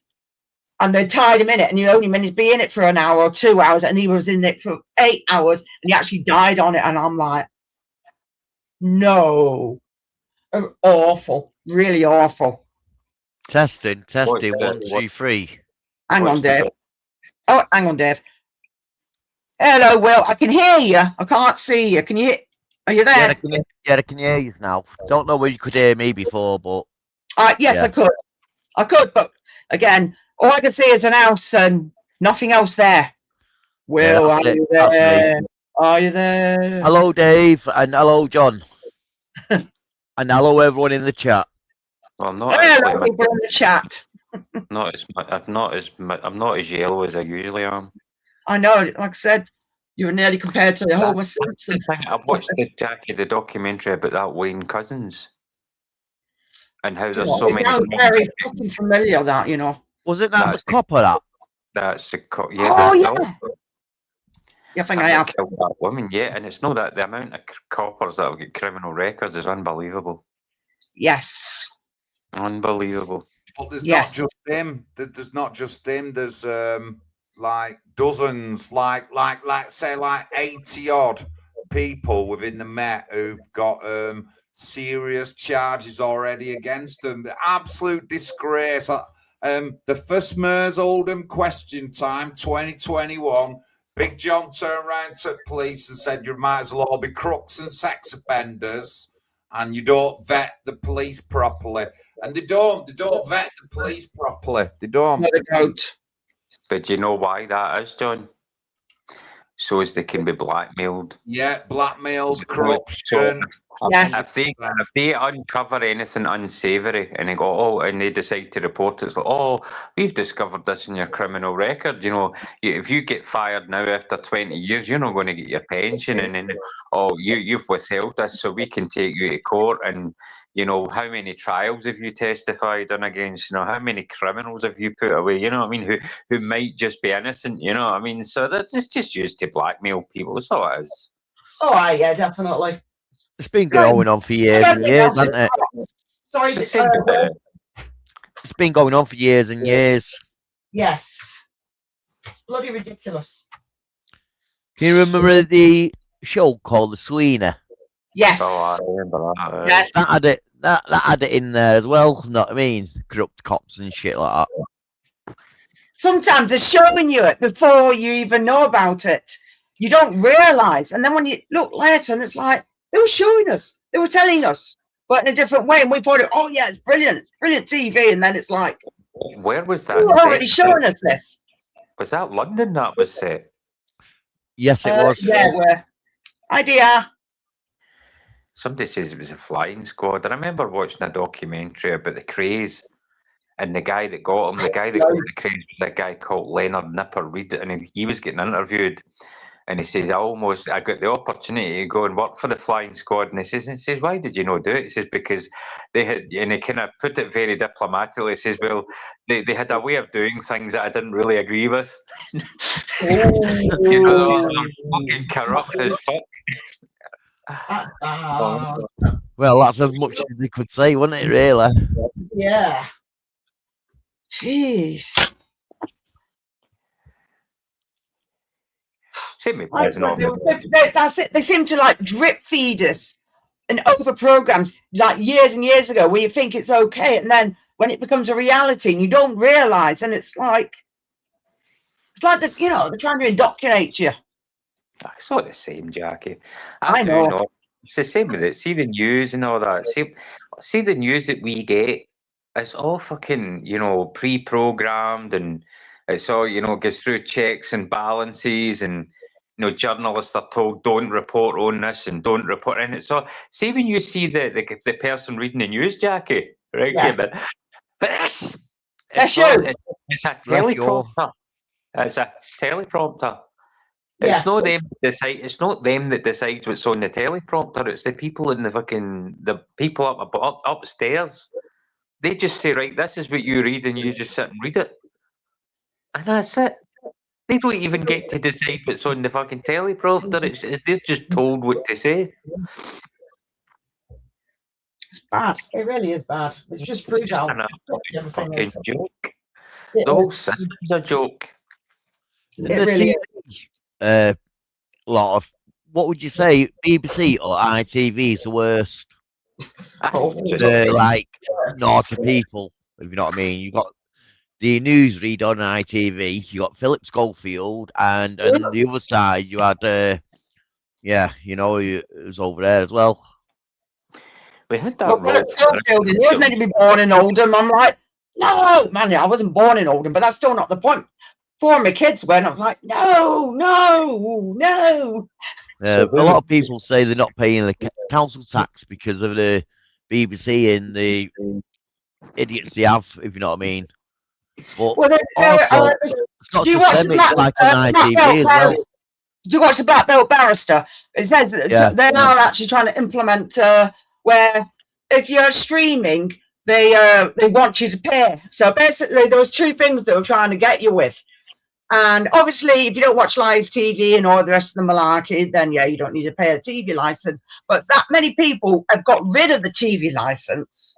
They're trying to find ways. Either they were trying to do it in your council tax at one point, then it would change. There was something else I can't remember, but he did say two of them, and I know one of them is then you'd have to give your TV license number to watch Netflix or Prime. These are the things that they're trying to bloody do, and it's like, no. Why should we? We pay enough as it is. Why the hell should we pay and watch your crap? No, never. Media tax. Yep. Yeah, they tried to bring it in. They tried to bring it in with council tax, and people are like, yeah, right. What happens if you don't watch the TV? You've been forced to have something that you don't. No, it's not the mainstream TV, but they're not. They're trying to do it on YouTube as well. YouTube, Netflix, Prime, any other any live streaming or anything that shows anything. They're going to try and really get you for it. It's like, no. No, it's just all control. No, if you're not watching live TV, they kind of do you anyway. I just don't know. But that's it, though. But if you want to watch a program, that's already, been recorded. Like, see, I like Supernatural. Fair enough, I've got all the DVDs, right? But if I want, we've decided, couldn't be asked fishing all my DVDs out, so watch them all on Prime. So basically, they're going to come along and decide, I know, we're going to let you, you've got to pay to watch something. It's like, really? It's not like I'm watching any of the mainstream TV or Sky or anything. I got rid of all of them a long time ago. Why should I pay for all that rubbish? But you're already paying for it anyway, I think, Oh, yeah, I know. You already pay to watch, you pay for Prime because I pay the year one. And then I pay for Netflix and I pay per month. So why should you have to pay again for something?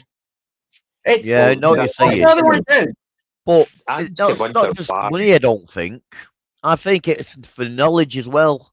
Because if anyone's on the system on the computer, they'll know what people are into, what know what they're watching, know whether they're right wing, left wing, or That's data how they're protection. thinking. Isn't it? Yeah, there's too much Big Brother in a way. It's like they Yeah. want to get rid of the cash as well, all on credit.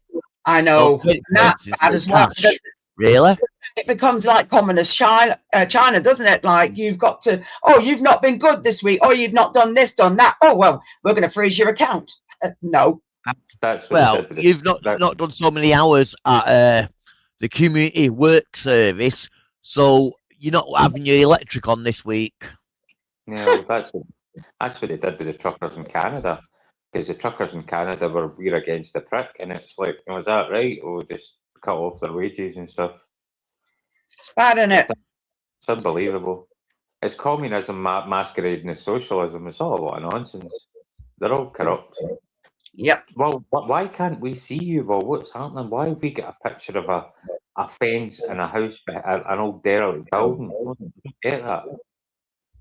He's probably doing something he just want to show on camera. I know Will too. I know Will too well. Well, are you making love to a chihuahua? Not a chihuahua, no. Not a You could be chihuahua. walking around with no clothes on for all we know. I don't know. It's just, but we know what his voice is like, so we're fine. So it's all good. I've just got the comments coming up now All right. Okay. because normally I'm the host on StreamYard and you can see them, but you can't unless you press something on this screen, if you know what I mean. Oh, I could add it to the stage, but it takes up an awful lot of the blue screen, so I can't be asked. Yeah, but I can see the comments now anyway, so hello to everyone. I don't see any comments at all. Oh, you At the can top. do. Yeah, I could at add the it. top. Yeah. Because he's on his phone, that's why. But Don't press nothing. no, yeah, it'll go. You'll be like, bye, see you, Dave. No, right, Susan's put, I got that letter from TV license people. They can go and F themselves. Yeah, I just do that. Mine just gets stashed in the bloody paper bin. It's like, you can always tell. And it would say like Darlington or something like that. And it's like, oh, TV license again. Yeah, that's going in the bin. It's like, really? They complain about it, but they send an awful lot of bloody paper out to bloody remind you for something I'm not going to bloody watch. Bloody idiots. I remember it was a lawyer that went online and they were talking about council tax, and he was saying that council tax. He did actually say on Black Belt Barrister, he did actually say that if any of the two things, like I said, I couldn't remember the other point, but he says if he does come along, he'll even start a bloody petition and that. And I'm like, because he doesn't even believe it should be right. I don't blame him because everybody is trying to avoid all that crap. So why should we be forced to pay for something we don't want to pay for? They have enough money because they own certain programs, don't they? They own things like Dave, which has got adverts. They sell to other countries as well. So they get money from that. So then they're trying to get some from the actual British people. They couldn't do one. It's not about the council tax. Somebody said to me, council tax is actually illegal. You can actually fight it. There was this guy and he was a lawyer. And he says, I help people doing it all the time. He says, I've not paid council tax for nearly 15 years. He says, it's illegal. You're not doing it. And he goes through how he does it and all the rest. He says, but he says it's completely. I wish I knew. I wish I knew because I told Simon, because the thing is, right, you better get your roads resurfaced. Have you seen the state of them? They only like patch it. And the next minute, there's like big craters in the road again. And pavements are a mess. Or one moment, they're digging it up for one thing, then they're digging it up for something else, then they're digging it up for something else. And I'm like, really? Why? How many times? How much trauma can that road take, or them pavements, before they're going to completely give away? You could only patch it up so many times. Doing that, then they're complaining about fly tipping. But then if they don't empty the bins, see that when they used to empty the bins a bit more regular, I think it was a lot less. But now, because they're doing it, emptying the bins less, we've even seen it. People are having to put rubbish in local bins and everything, because not everybody can take everything to the tip, because not everybody's got a car. Simon tried to do, he actually got a tram and actually went all the way to the actual place, to the tip, and they wouldn't let him in because he didn't come in by car. And he was bringing stuff to the tip. You used to be able just to walk in, and these days you can't walk in, or you need a vehicle to get in these days, basically. Yeah, I've just said, yeah. Exactly. Yeah, You need so a vehicle. basically they can get the registration and know where you're from, and Yeah. see how much So- waste you're dumping What and you all can- that crap. But What not you everybody's can- got a car to do that, so that's just No. bloody wrong as well. So they can't add the extra waste onto your council tax. It's stupid. What you can do is get really small bags that you get out of the shops and just fill all them up and just take them to rubbish bins and put them in the rubbish bins. No, we do that, but we shouldn't have to, though. That's the problem. We shouldn't have to. If you're paying all this council tax, which is going up again, don't forget we've got another tax year coming up, April. So why should we be paying more for getting less service? But saying that, if you do overfill a street bin, they can get you done for fly tipping. Yep. You can't win, Yeah. can you? But then if No. you put it outside your door, you can get done for Yeah. fly tipping. If you put it on the back, it can cause vermin. It's like, well, where do you stay? Where do you put it? If you put it in the house, then you'll end up needing pest control. It's just like, it's a vicious circle. The thing is, if you actually put your bins, if you put them in it, if you actually, what do you call it? If you put your rubbish in the bins, then you're going to get done. No, you're not going to get done for fly tipping if you put rubbish in a bin. No. Yeah, I know, but the thing is, our bin's overflowing. We bloody put everything. It doesn't matter how much you recycle, they get overflown. And we know we're not the only one that's struggling. What about all these other families as well? So, I mean, it's only us, but then we've got tins from the animals, and then we drink lots of water because I won't touch the stuff out the tap because that's disgusting. That water is awful. I won't even give tap water to my animals. It's that bad. I've heard Scottish water is a lot better than the UK water, but the UK water is disgusting. We do have really good water up here. That's how I always think it's strange when you get Scottish people, especially in Glasgow, that actually buy bottled water. I'm like, are you kidding? We've got some of the best tap water in the world. Well, there you go. Look, Highland Spring. But but the water in the UK, it's absolutely disgusting. There used to be a time it used to be nice, and it was well known, like Northwest water and all that. It's like, yeah, drink it. Oh, down south it's a bit iffy, but up north used to be a lot better. Nowadays, you touch that stuff, that water is not clear. That water is cloudy, and I'm like, I'm not even giving that to my cats. Stop taking the piddle, you. I'll come over there and give you a thick ear, John. Just because you're bigger and older than me. I need a shave. I need a shave and a bath as well. I thought I could You smell actually something buy funny there. bottled water for your cats, Jackie? Yeah, we get the big bottle, yeah. I get the big 5 litre, yeah. I didn't So think how that. Never how thought often- you'd do that. Sorry? How often- I never thought of buying water for the pets because it always comes through the taps. Know what I mean? But like you say, they had all sorts these days. Yes. And have you smelt it? It smells so strong of chlorine, sorry. It's really strong. Really strong. You get some water and you get it out of the tap and you put it in a glass and you smell it. It's strong. And I'm like, I'm not drinking that. I've never tried smelling it, tell you the truth. Try drinking it, but not sniffing it. No, just you can smell how strong it is. Really strong. How often Yeah. does your bins get emptied, Jackie? Our black bins go, hold on, you go your black. Which one goes next week? Is it black? Yeah, black. Then you get your blue. Then you get your brown. And then it goes back again. But the thing is, the bins are overflowing. So you just get one black bin for your general waste Yeah. per Why, week? what Scotland got? Yeah, we're not Well, allowed anymore. I'm in a tenement, so we've got greens for general, we've got blue for recycling, but I don't think we've got browns. I don't think we've got blues and greens, but that's about it. Oh, in other words, I have actually caught them a few times, but I've not watched them for a while. But I remember watching them and seeing when they used to do. I'm sure they used to do a blue and a brown together. I can't remember which one it was, but I've seen them throwing 2 lots of waste together, and I'm like, did I just see that? Yeah, no way. I remember somebody saying that they actually had their bin stolen, and they went to the council. The council tried to charge them for a bin, and it's like, well, hang on a minute, you're charging me. I'm a victim of crime. Somebody stole my bin, and you're actually charging me for that. It's like, Yeah, they do. Wait, here's one for you, right? Bin day was coming, so I put my bin outside, off the driveway. But the driveway didn't have any gates or nothing on at the time, but he had an extra bin for my dog waste. So one morning I go out and my dog waste bin's gone. So asking about, and then the neighbour said, "Oh yeah, they threw it because you're only allowed one bin."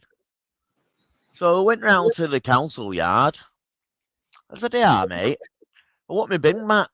"Oh yeah, you'll have to buy it, 30 quid." Wait, no, you came on my property, took my property that I paid 30 quid for last time, and weighed it in. I want a brand new bin dumping. Oh, Yeah. because they came on your property, we'll drop it off. Mm. Know what I mean? It just takes me that. It Yeah, really does. buy a bin, we'll throw it. Right, you got to buy a new one now. Oh, we'll throw it again. I don't Well, I've really just know. noticed now the brown bin outside.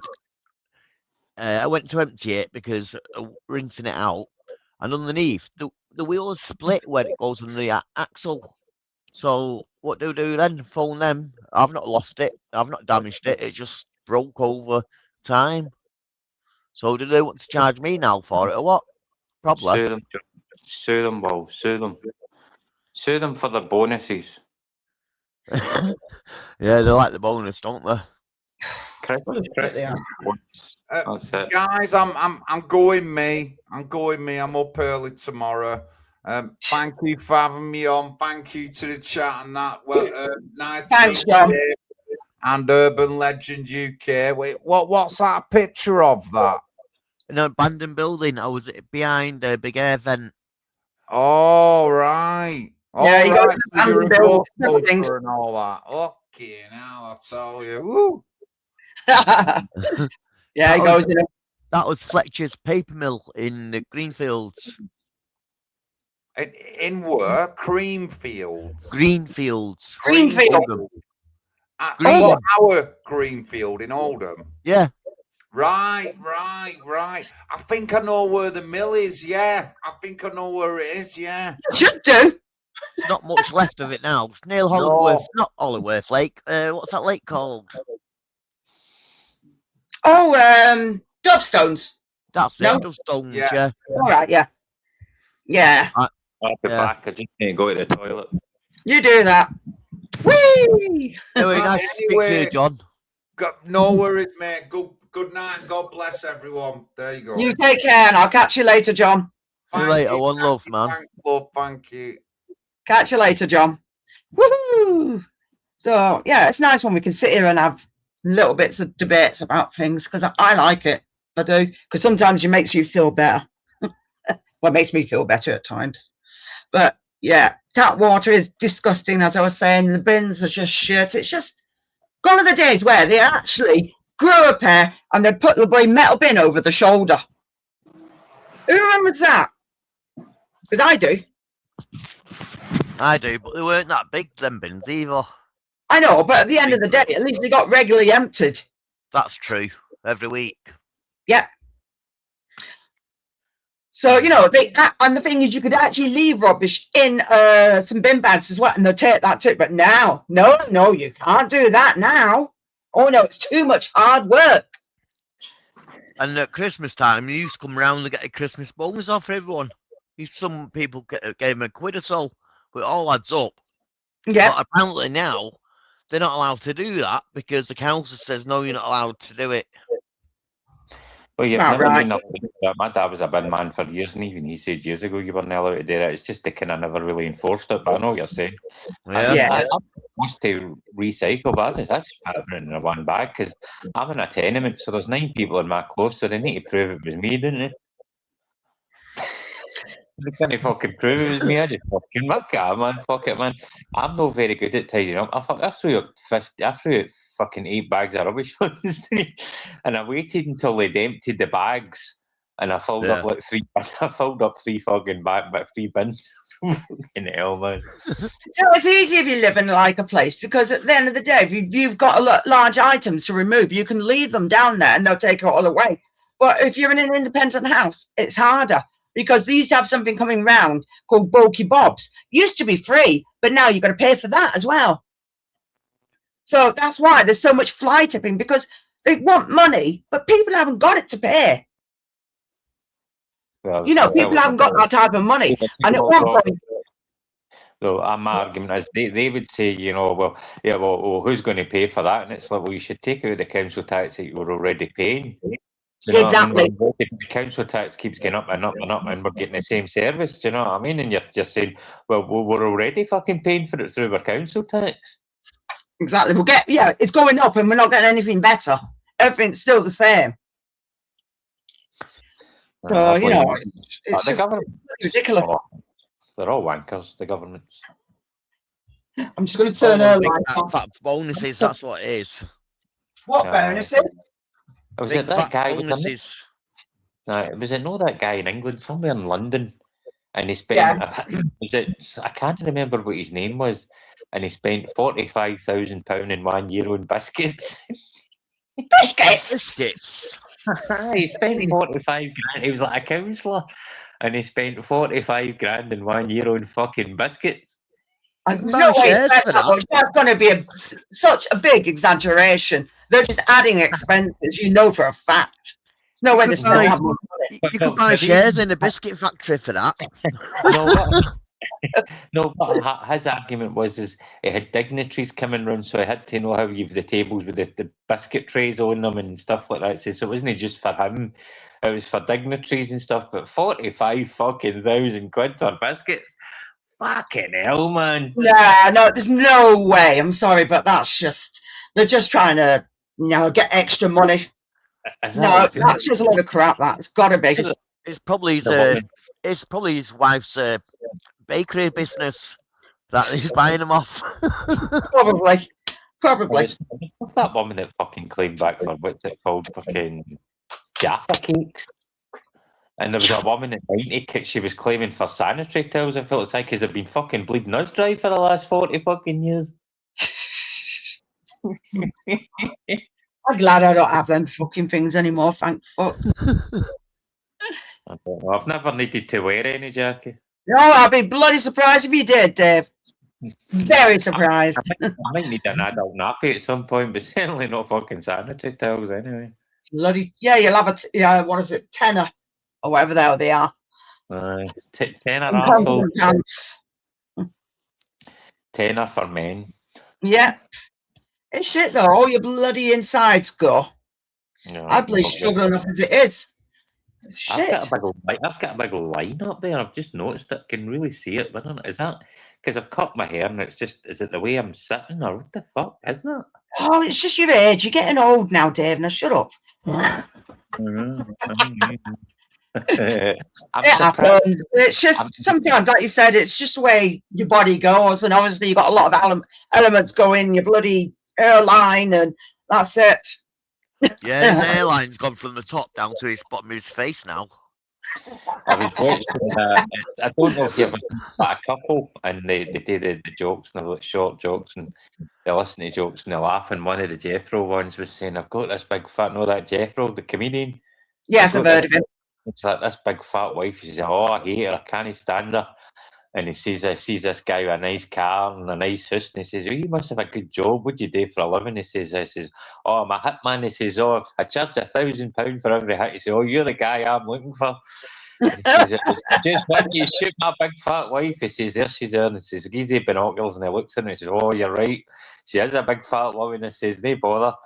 And he says, "Oh," he says, "but he's been fucking," he looks and says, "Who's the other guy?" He says, "Oh, that's some guy. Oh, that's my pal, blah, blah, blah." And he says, "I want you to shoot her just below the breast," he says, and then he looks through the window, he says, "Oh," he says, "I can't do that." He says, "I'll end up shooting on the kneecap." Oh dear. Oh dear. Yeah. You need a back scratch. You need one of them back scratchers. I'll get one of the conservative ones, no? You scratch one of the political ones, you scratch my back, I scratch yours. Yeah, that's right. No, just get yourself a scratch back, a back scratcher. I'm all right. Yeah, I had one of them. But it kept Yeah. on at me, so I got rid of her. You what? Cheeky guy. I thought you were married. Well, do you know live with somebody? Who? No. Will, no. No, He's got a doggy. Being single, yeah. Been single for as long as I've known him, so it's a few years now. Why are you offering, Dave? No, really, no. Hang on a minute, so you're not telling us now, Will. Is that you? So are you in the so you coming out the cupboard then, right? No, He's coming out of the closet now. No. What was I going to say? I'll say in the event. The event. Uh-huh. Okay. I'm surprised Mr. Matthews not been on tonight. No, I know where he is. I can't say, because at the end of the day, if he's gone somewhere, it's up to him to say. I don't say out. I know where he is, but he's not on tonight anyway. No, he'll probably be. He's probably doing an explore. Maybe. But I mean, as I say, he'll probably be on tomorrow night. I don't think he'll be on tonight though. No, he's not on tonight. But yeah, at the end of the day, he will be on when he's on. Simple as.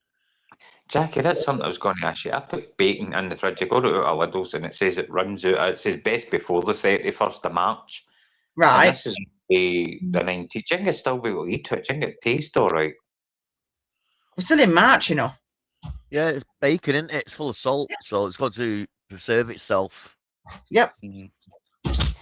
I've So got don't worry cheese about there. that.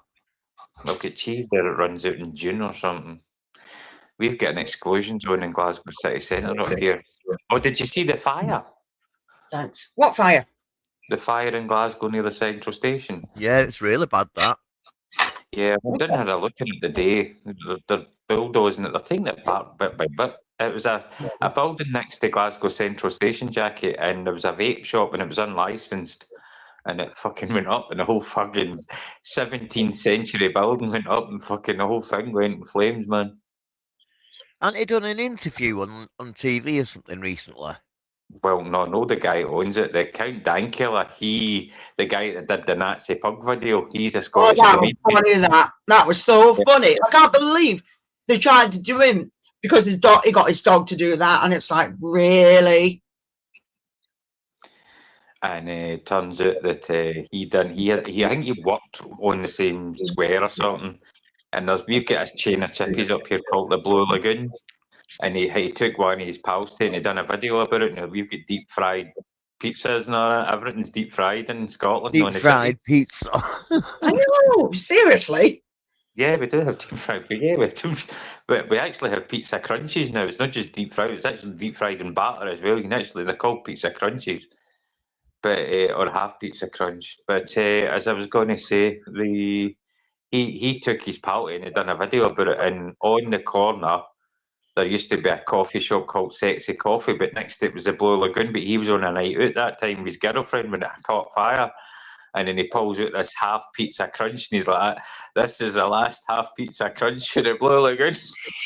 Oh my god! And he's like, "It's for sale." He's taking a piss. And he's like, fucking hell. He says, I can eat. He says they were going to go door to door. He says, but he's like, I was in with my girlfriend and we came back out. And it's like, turns out that they were all right. But I looked it up and people were doing memes and all that. And the Blue Lagoon, well battered and all that. Because it's a fish and chip shop. It's like, the Blue Lagoon got well battered last night. But it's fucked anyway. The whole building's going to need to come down. Oh, Kenny's in the chat. Hello, Kenny. The whole thing's going to need to come down. Kenny? Who's Kenny? But the low-level trains are okay. Oh, no, it's called Randall. Kentucky Goblin. Yeah. Is it Kentucky? Yeah, he's called Goblin. Randall. Yeah, it's called Randall. All right, I didn't know. Now you do. Yeah. Didn't the train station get saved, though? They saved that. Oh yeah, it's the low level started. I went to Helensburgh today because I've got my bus pass and it still gets me 50% off the trains as well. I went to Helensburgh today, returned for £5, but the lower levels are working. But then again, I went off. I started off at Partick to Helensburgh. It was at 44 minutes, but but it's it's platforms 1 to 15.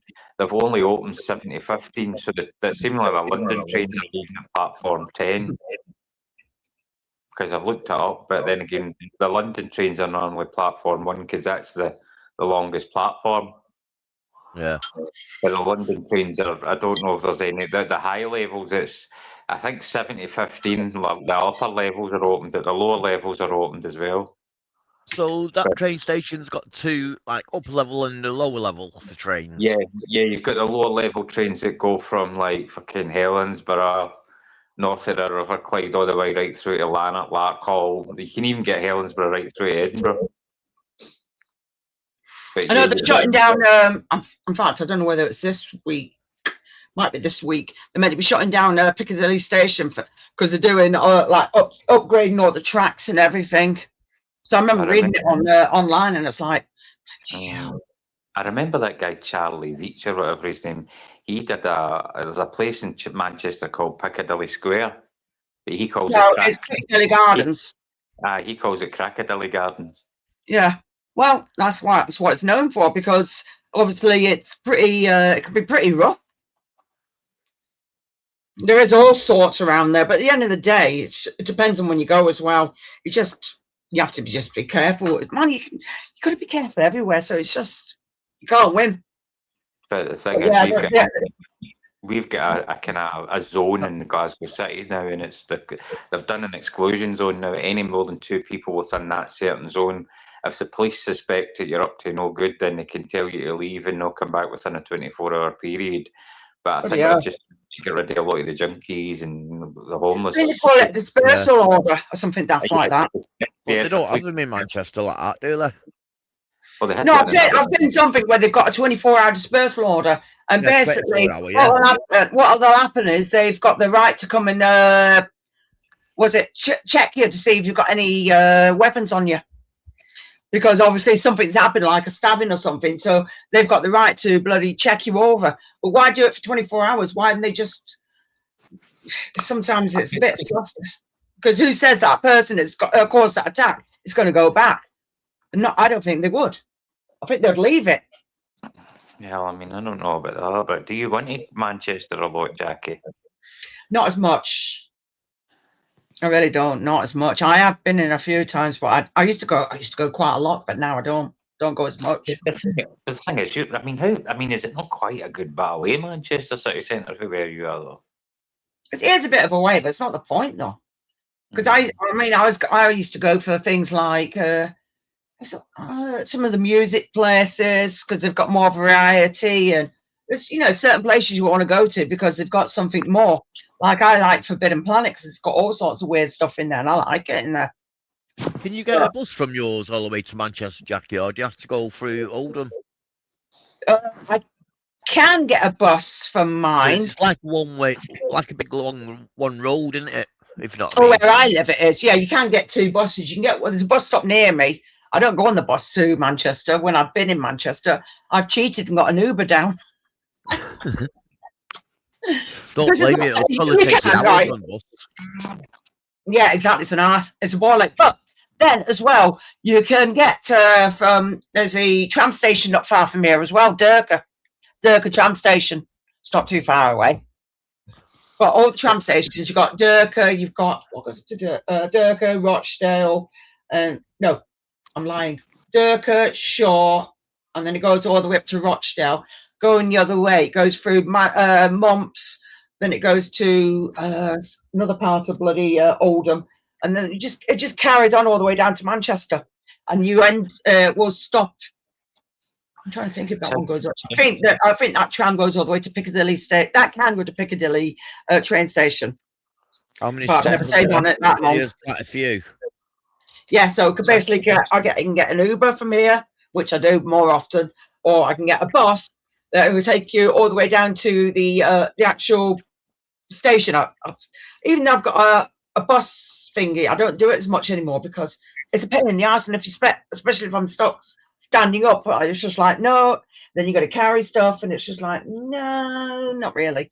Unless if I'm going into the town centre here, I use me disability scooter. The thing about that is, Jackie, you make that sound as a Derwent or something. Sounds Say that like again. Team America. It says like Devon. You says the tram stop is Devon. No. What the hell? It's not Devon. What the hell? What did I say it were now? Durka. Durko. Yeah. Durka. That sounds like Team America. I remember going Durka. Do you ever Team America? Yeah, That's what I was thinking. Durko. Team America. Cheeky cats, you. No, but No, Durka. what else are that? Oh, I mean, you actually you can get a bus pass, can you know? Yeah, I could get a bus, but like I said, it's a lot of hassle because you can't always get a priority chair. Well, I couldn't anyway, not always. But like I said, if I want to go local, then I use my mobility scooter. So yeah. All right, Randall. I'll catch you later, dude. But if you want to come on next time, let me know because I can just throw you the link. I've got a bus pass, but you lose it, you can get it renewed. Well, you can get it replaced. Oh, I've got mine stashed away, so I know where it is. But I mean, I want to get another train one because sometimes we've gone to a few places on the train. I've not used the train. Normally I renew it, but I haven't done. So I need to renew it because obviously you get a lot of money knocked off. I haven't hit the pension yet, so I can't get one. Say that again, Will. I've not hit the pension age yet, so I can't get one. You cheeky little git, you. You can get one. You can get one. Disability living allowance or PIP. Oh, you right. can get one. I thought it was retired age, Jackie. That's all. No, you if you're on the You're thinking of shit. Do you know what? When I next see you, I'm going to kick you up the arse. No, you can't. No, you can get it for when you're disabled. You can get, and it knocks a lot of money off. Yeah. If you actually when you go through train line, you can go through train line and you can actually disclose that you've got the pass for the train, and as long as you've got it with you when you get on the train, because we've bought tickets online and just use the the scan that they put on the code on your phone. My bus pass is for the whole of Scotland, Jackie. All right, ours is for all, not all of Scotland because I don't live in Scotland, but all around Oldham, Great Manchester, basically. So yeah, ours is kind of like the same. Well, as I say, I get mine's ran out on the 11th of March, and I try to go on the bus, and the guy's like, "It's out of date, and I'm like, "Shit." So then don't they? They normally let you know that before they're going to run out. They usually give you like a month or maybe 2 months to know, like it's coming to the end. No, I had to renew it. I had to actually get my adult disability living payment thing. I could get the entitlement later, a council tax bill, my driving licence, which is pretty ironic, and my, my electricity bill to prove where I live, plus my bus pass.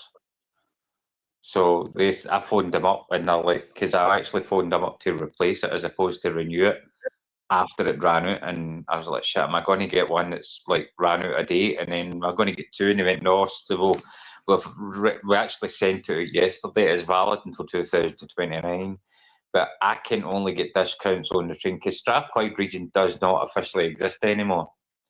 What doesn't exist anymore? Strathclyde region doesn't exist anymore.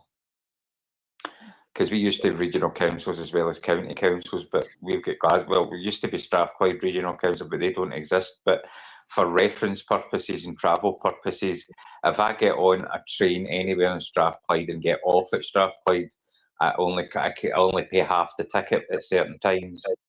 So I can go to Helensburgh for £5.50 return. Yeah, but then that'd be your off-peak and your on-peak. So basically, if you go when it's more people going to work and stuff like that, on peak you pay more money. If it's off peak, after the time of when people were going to work or people were going to school and stuff like that, then the prices drop down. So it's an off peak and an on peak times.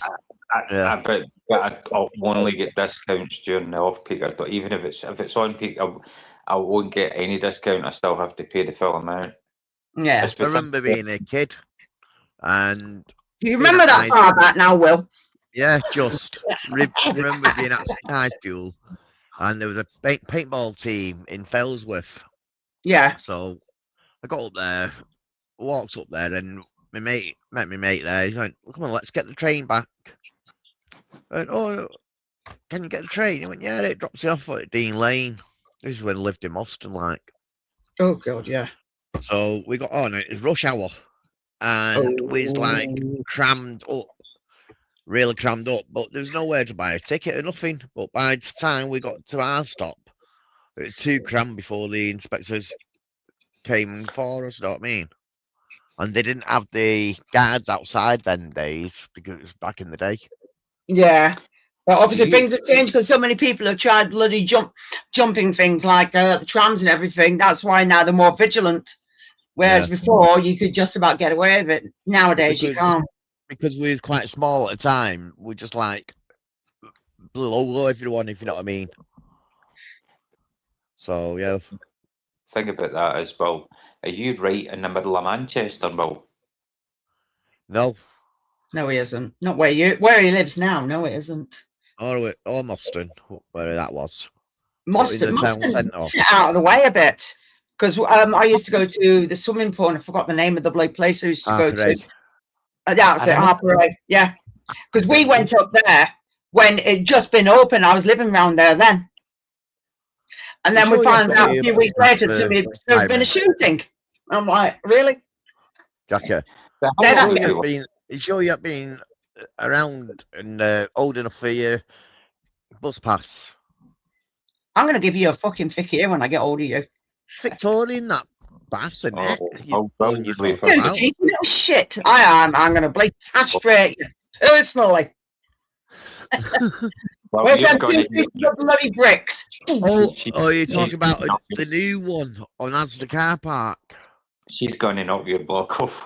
Probably the new one on Asda car park because I moved away by that time and I forgot all about that one.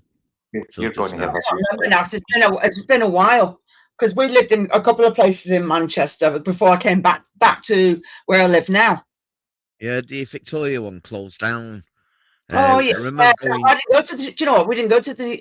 We went to the swimming baths when it opened up in Harper A, and it was brand new. And then they were doing things for schools, and my kids, I'd give them all £1 each, and they'd go and play water polo and stuff like that. And I did a couple of courses there. Yeah, is it new building? Sorry, is it a new building? It was years ago. I'm talking about the early. Hang on, because me kids went to.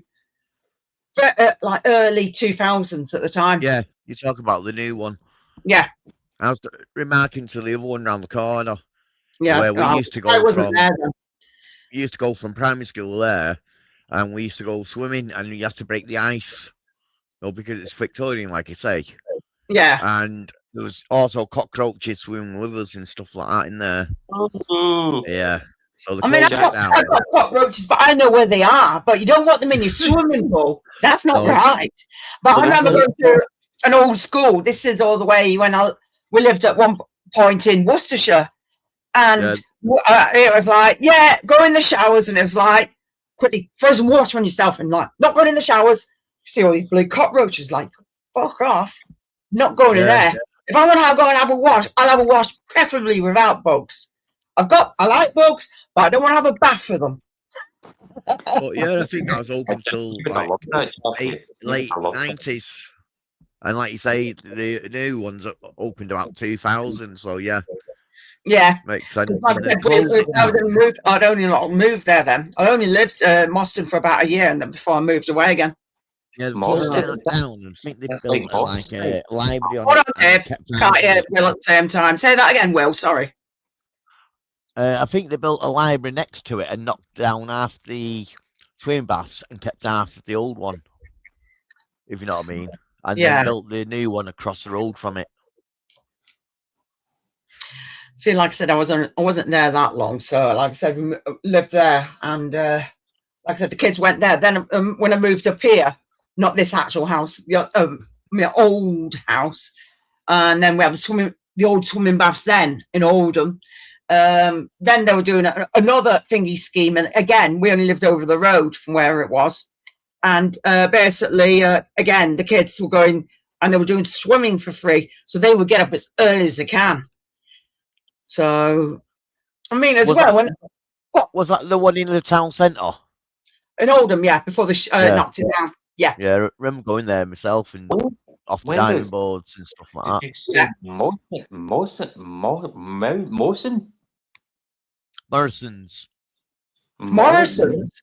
Oh, that's a supermarket. No, I'm saying the area you live. Was it Mowson? Moston. Oh, no, Moston. Is that like Moss Side?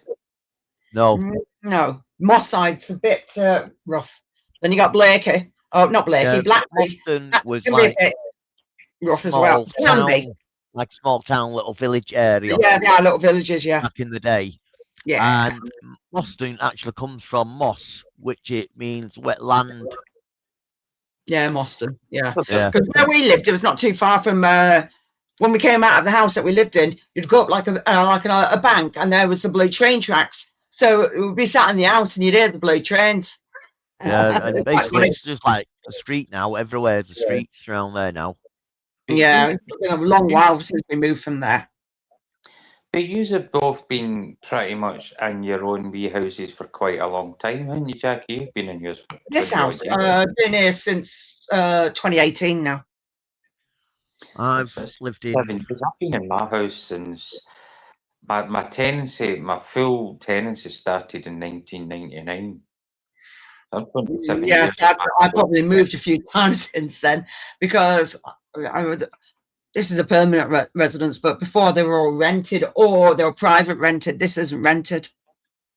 Yeah, I lived in 3 houses until I moved out. Oh, with my parents, bloody hell no.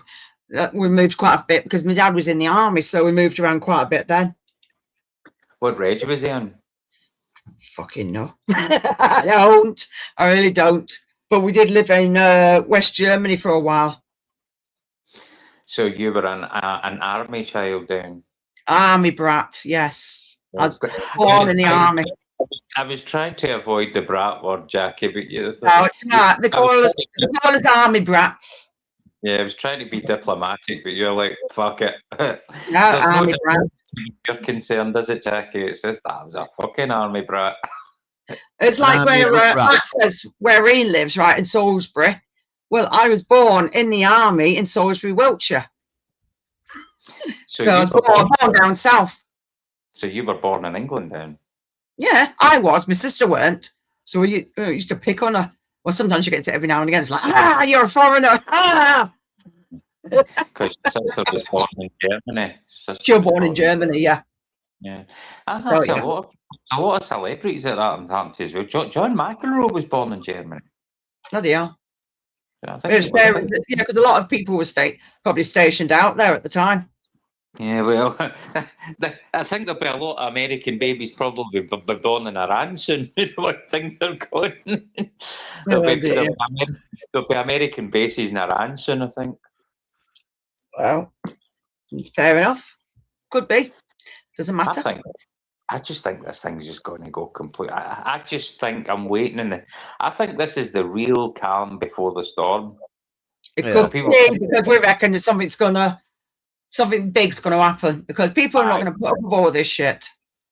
I think the policing situation is something that really does need to change, Jackie. Like you say, we're all skint basically at the moment, and it's down. People have got money. I don't mind get down to the government taking more money off us to pay for housing that we don't really need.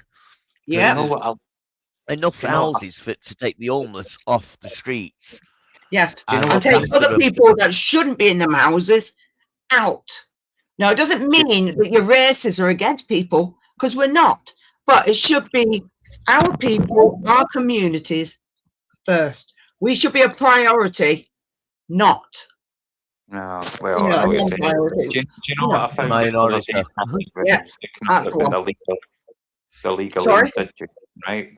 When I found out when I was looking up the legal aid, and I looked up England, and I know in England they reduced the legal aid in England for certain things, and it was saying it's resulting in legal deserts where people can't get legal aid and all the rest. It says, and then I looked up and it says, and one of the only things that you can still only get legal aid for is human rights and asylum seekers. And I felt think they'll take fucking money off us, and yet they'll fucking still give it to the asylum seekers. They got all the lawyers under the sun. Oh If yeah. you say bad about an asylum seeker, you're getting dragged in front of a court, and you're like blah blah blah, and it's like you can be sued left, right, and centre, and then all of a sudden it's like when something's happened to me, like when my car was cloned, and I'm a victim of crime, I'm being told I can't get legal aid for that. Fucking unbelievable. But the thing is, I think a lot of this, they're trying to force people to be racist.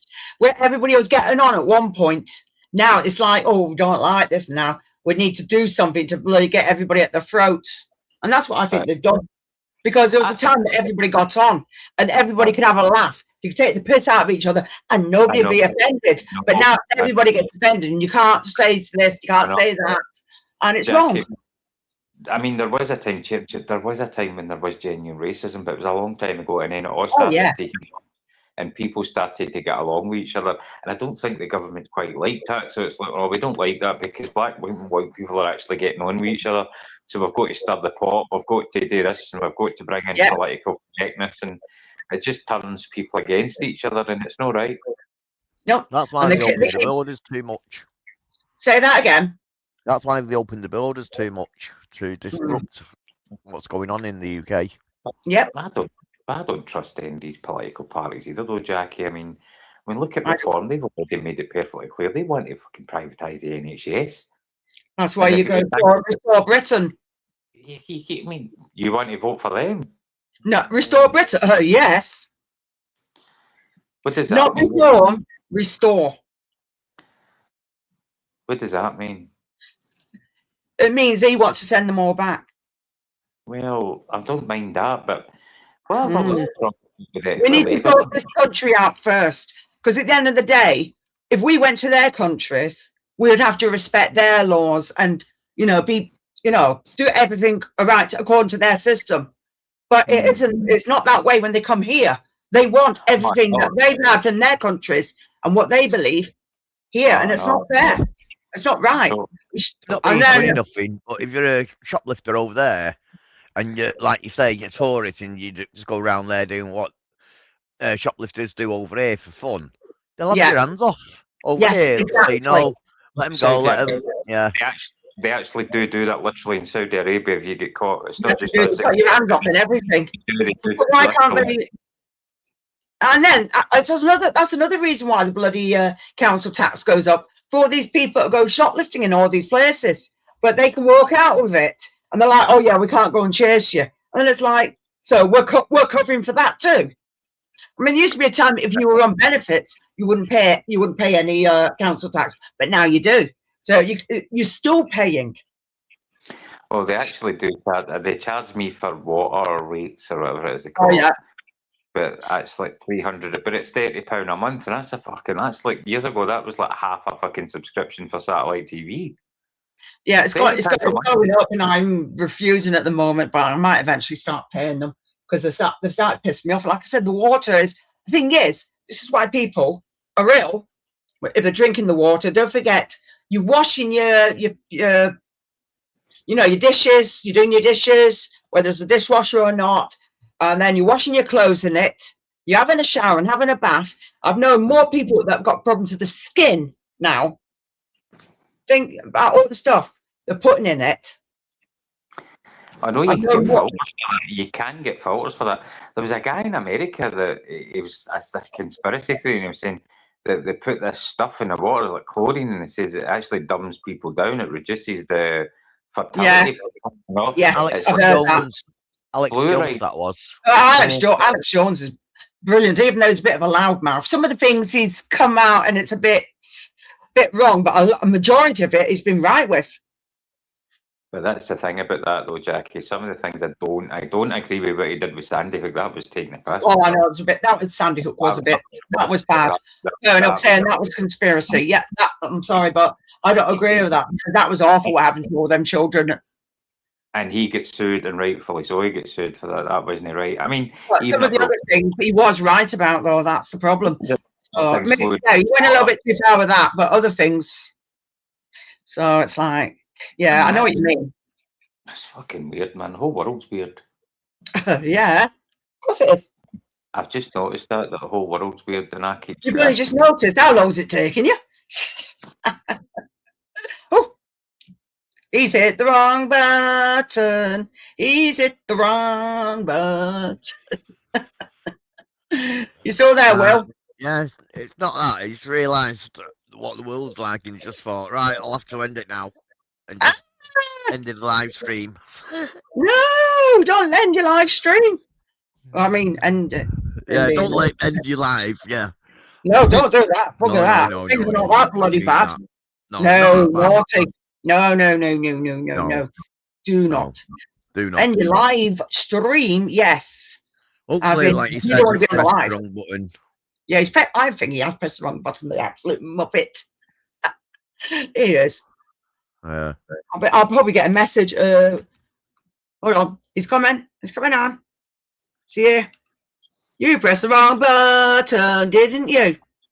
I dropped my phone and it must have hit the wrong button. I don't know what I fucking done. Any I've got one of excuse. these things that charges your phone up, but that needs charged as well. So Oh, I'm like, I've got one of them. it's got What do you 4 think of lights it? on it, and I'm doing it like fucking 2. So I don't know What do you what think I've of done. it? Any good that? The power banks are actually okay, but you really do need to get them. You really do need to have them charged up. How long did that one last you? Because it's got the same one. It's a Philips, isn't it? That. No, this is a. I'm not trying to think. It's a Belkin. It's probably made in. Yeah, it's a same Belkin. manufacturer. Yeah, it looks exactly the same as the one I've got. Oh, Belkin. Belkin. Oh, yeah, I've had a Belkin. Yeah. And I charge it up and I take it with me and stuff, you know. Yeah. I've got 3 different ones. Or was it 4? Because I get one and and then I'll see something else, and then so I've got backup after backup, because sometimes you get ones that have got, they can hold more power, or they're lighter, because some of them are like bloody bricks. Put your back and you're like, This would knock out a bag snatcher, you know. Yeah. If I know, you could give that to an old granny and tell her to put it in the half of the handbag. I don't get that. It's like years ago. It's like my granny used to say, I used to carry half a brick in my handbag. I've heard that actually. Anybody sees into me, sure. I mean, it's like I came from quite a rough area, but I know my pal. He was like going to school, and he was for the East End of Glasgow, and his dad was like ex-fucking Foreign Legion.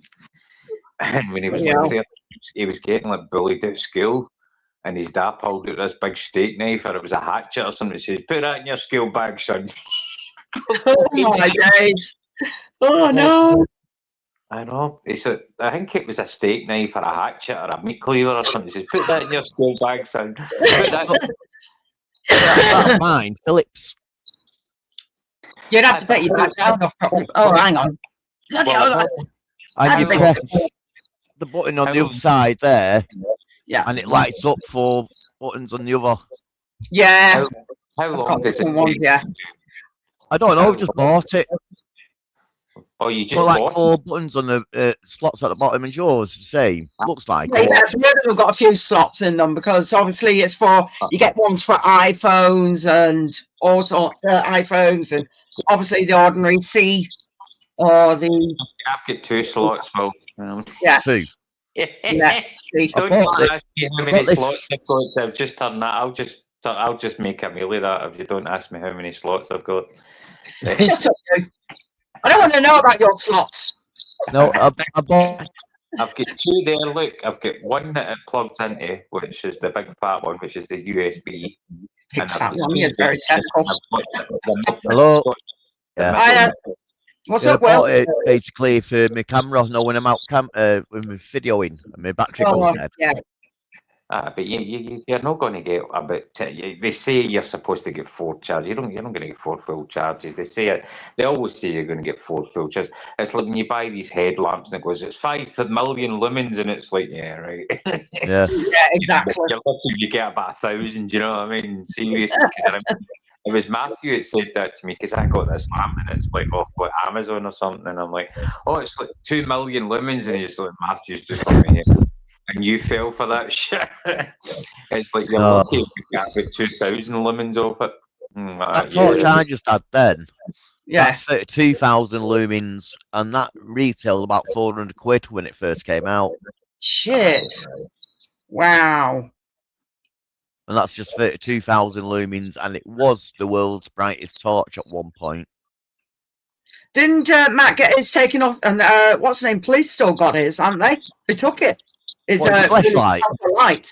I'm sure he had a real powerful light, and I'm sure he said something about Wales Police still got it. I don't know. Because remember when they came and took all his stuff at the time? This is one he did talk about.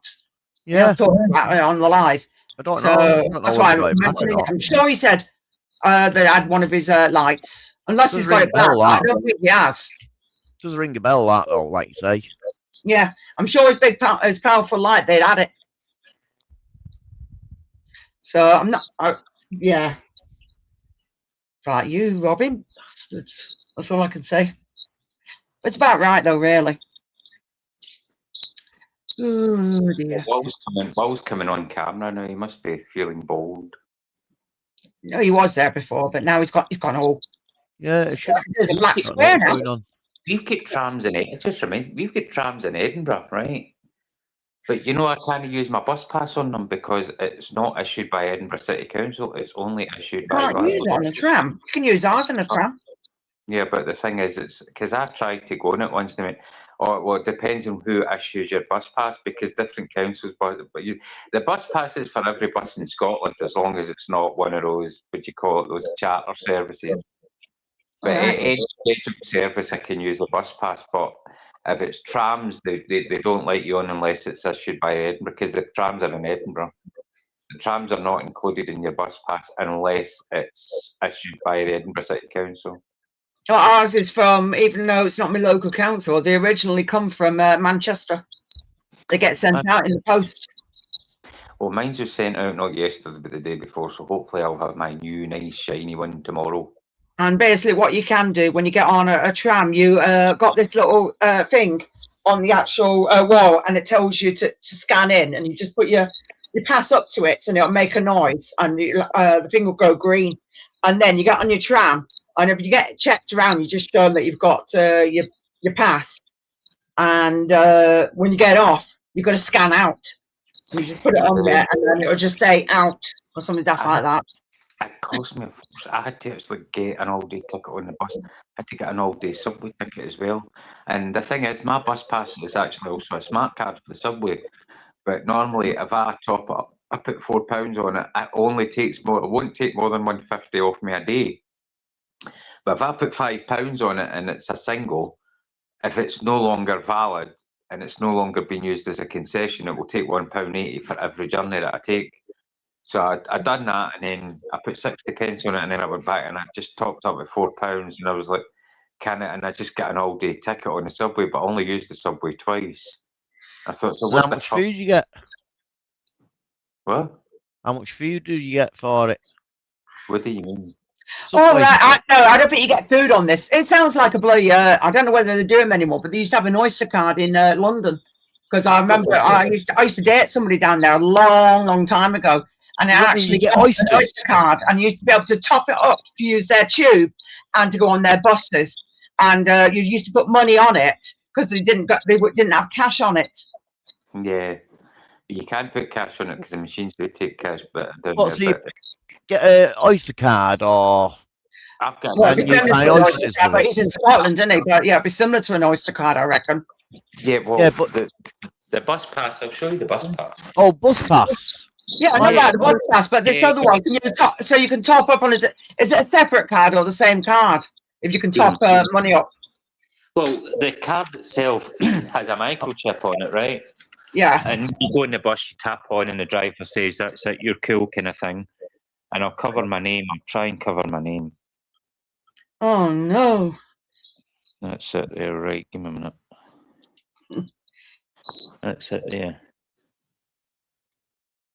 What? Do you know what? You have to look so Well, serious. try and watch one that, innit? Try and watch Right, yeah, it is. Yeah, It's got Glasgow City Council on it. yeah. And basically it's got the number on it. And see that there, the C Yeah. with L, that's a companion, so I can get anybody on the bus with me. All right, yeah. But it's got a microchip in it. And the thing is, I get on the buses for free, but I don't get on the Glasgow subway for free. I only get on at what's known as a concessionary rate.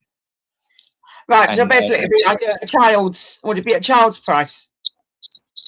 It's £1.50 for an older. They won't charge. It's £1.80, but because it only goes up to the maximum on £1.50, which is below the actual single adult rate, they don't really charge you singles. They don't take £1 off 80 off you. It goes to a maximum of £1.50.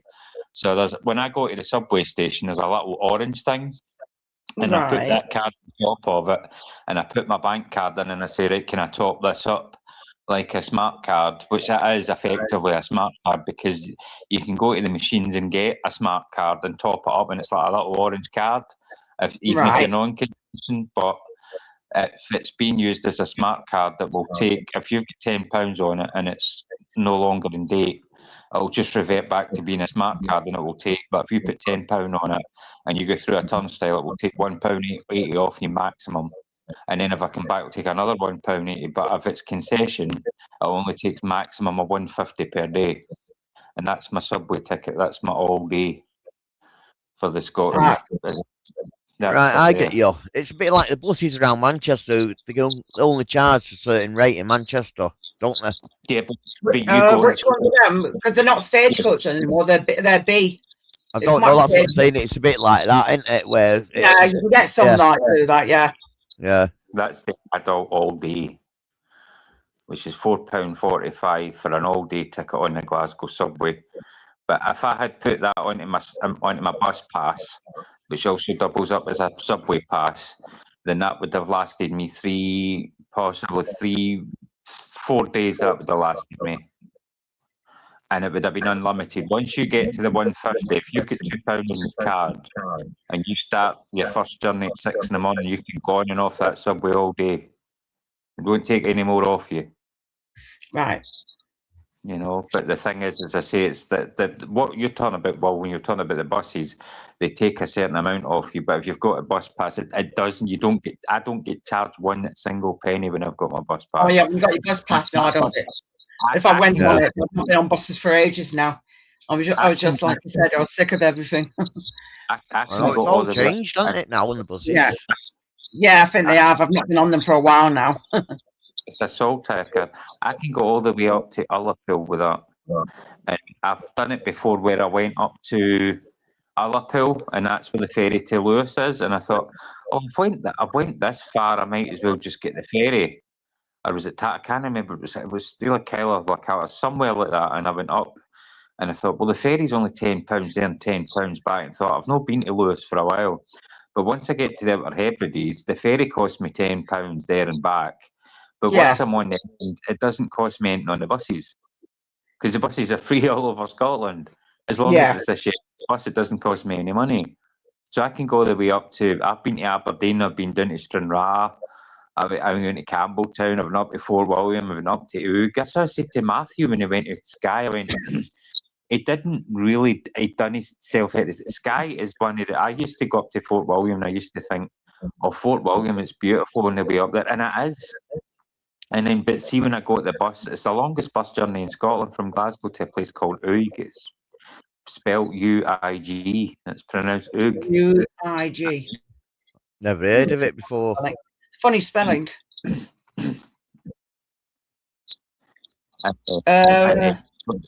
hold on, Dave, the sound's cutting out. And Skye. I say Skye is beautiful. Skye's absolutely stunning. Skye probably, you know, it's like when I got the bus back from Oig and I got to Portree. See, once you come back, Matthew went up, I think, the east coast or the west coast. The bus takes you down the main road on the west coast, and it's like it gets to the point, Jackie, where every single corner you turn, there's about 20 or 30 corners. Every corner you turn on a clear sunny day, it's absolutely stunning. The scenery is like, I thought Glencoe was. It is absolutely beautiful. It really is. And I tell anybody, if it's a summer and you've got the car, go up to Skye, even just for a day trip, get an ice cream at Portree, go into the co-op, go up and just drive about. It's absolutely stunning up there, Jack. It really is. Even if Fort William to Skye is nice. It's beautiful. It really is. Yeah, fair distance from Manchester to bloody Scotland, though. Considering I haven't got a car, unless I hijack on Will's car. I was going to say, well, I know, sorry for calling Simon Simone the other day. I just put an extra E in there. Because it's not Simone, it's Simon. I'm like, I know. Simon, yeah, exactly. It's called Simon. I know. I went to put the. I just put an E. I don't know where the E came from. Sorry about that. Yeah, that's a girl's name. I don't think yeah, hi Simon. Oh, by the way, you're a girl. You'd be like, it's fucking first thing. I didn't know that. You're not going to box my chops because I put an extra letter in your man's name. You're picking an X. You're in bloody queue. Just reading what Susan's put. I had a Cambridgei, but I actually sold her at the time, so I've not got another one. I'm just watching me bloody I forgot what it's called, me Emernia. She keeps climbing up, so I think she wants food, so I might have to feed her after. But yeah, she took some time and she's in and need a stiff drink to calm you. You do when they do that. I think the worst one, Oyster card, yeah, for London, yeah. And got one of these, Jackie. Hey. An E1, your European health insurance card. Oh dear. Yeah, because you need one of them. And I've got my Bank of Scotland. Bank of Scotland. We used to have one in Oldham until they bloody shut it down. Man, they shut an awful lot of bloody banks down. And it's like, so basically, if you want to pay cash in, you can't. No. My library ticket. I love my library. Oh, God, no, I don't use the library anymore. If you're going to manage to find a bank and you go into it, you're waiting for a good half an hour. Where before it used to be like 10 minutes tops before you got mine, it's a building society, but it's still there at the moment. I'd be gutted if it got shut down. I'd be like, no. So I've been using Nationwide for years now.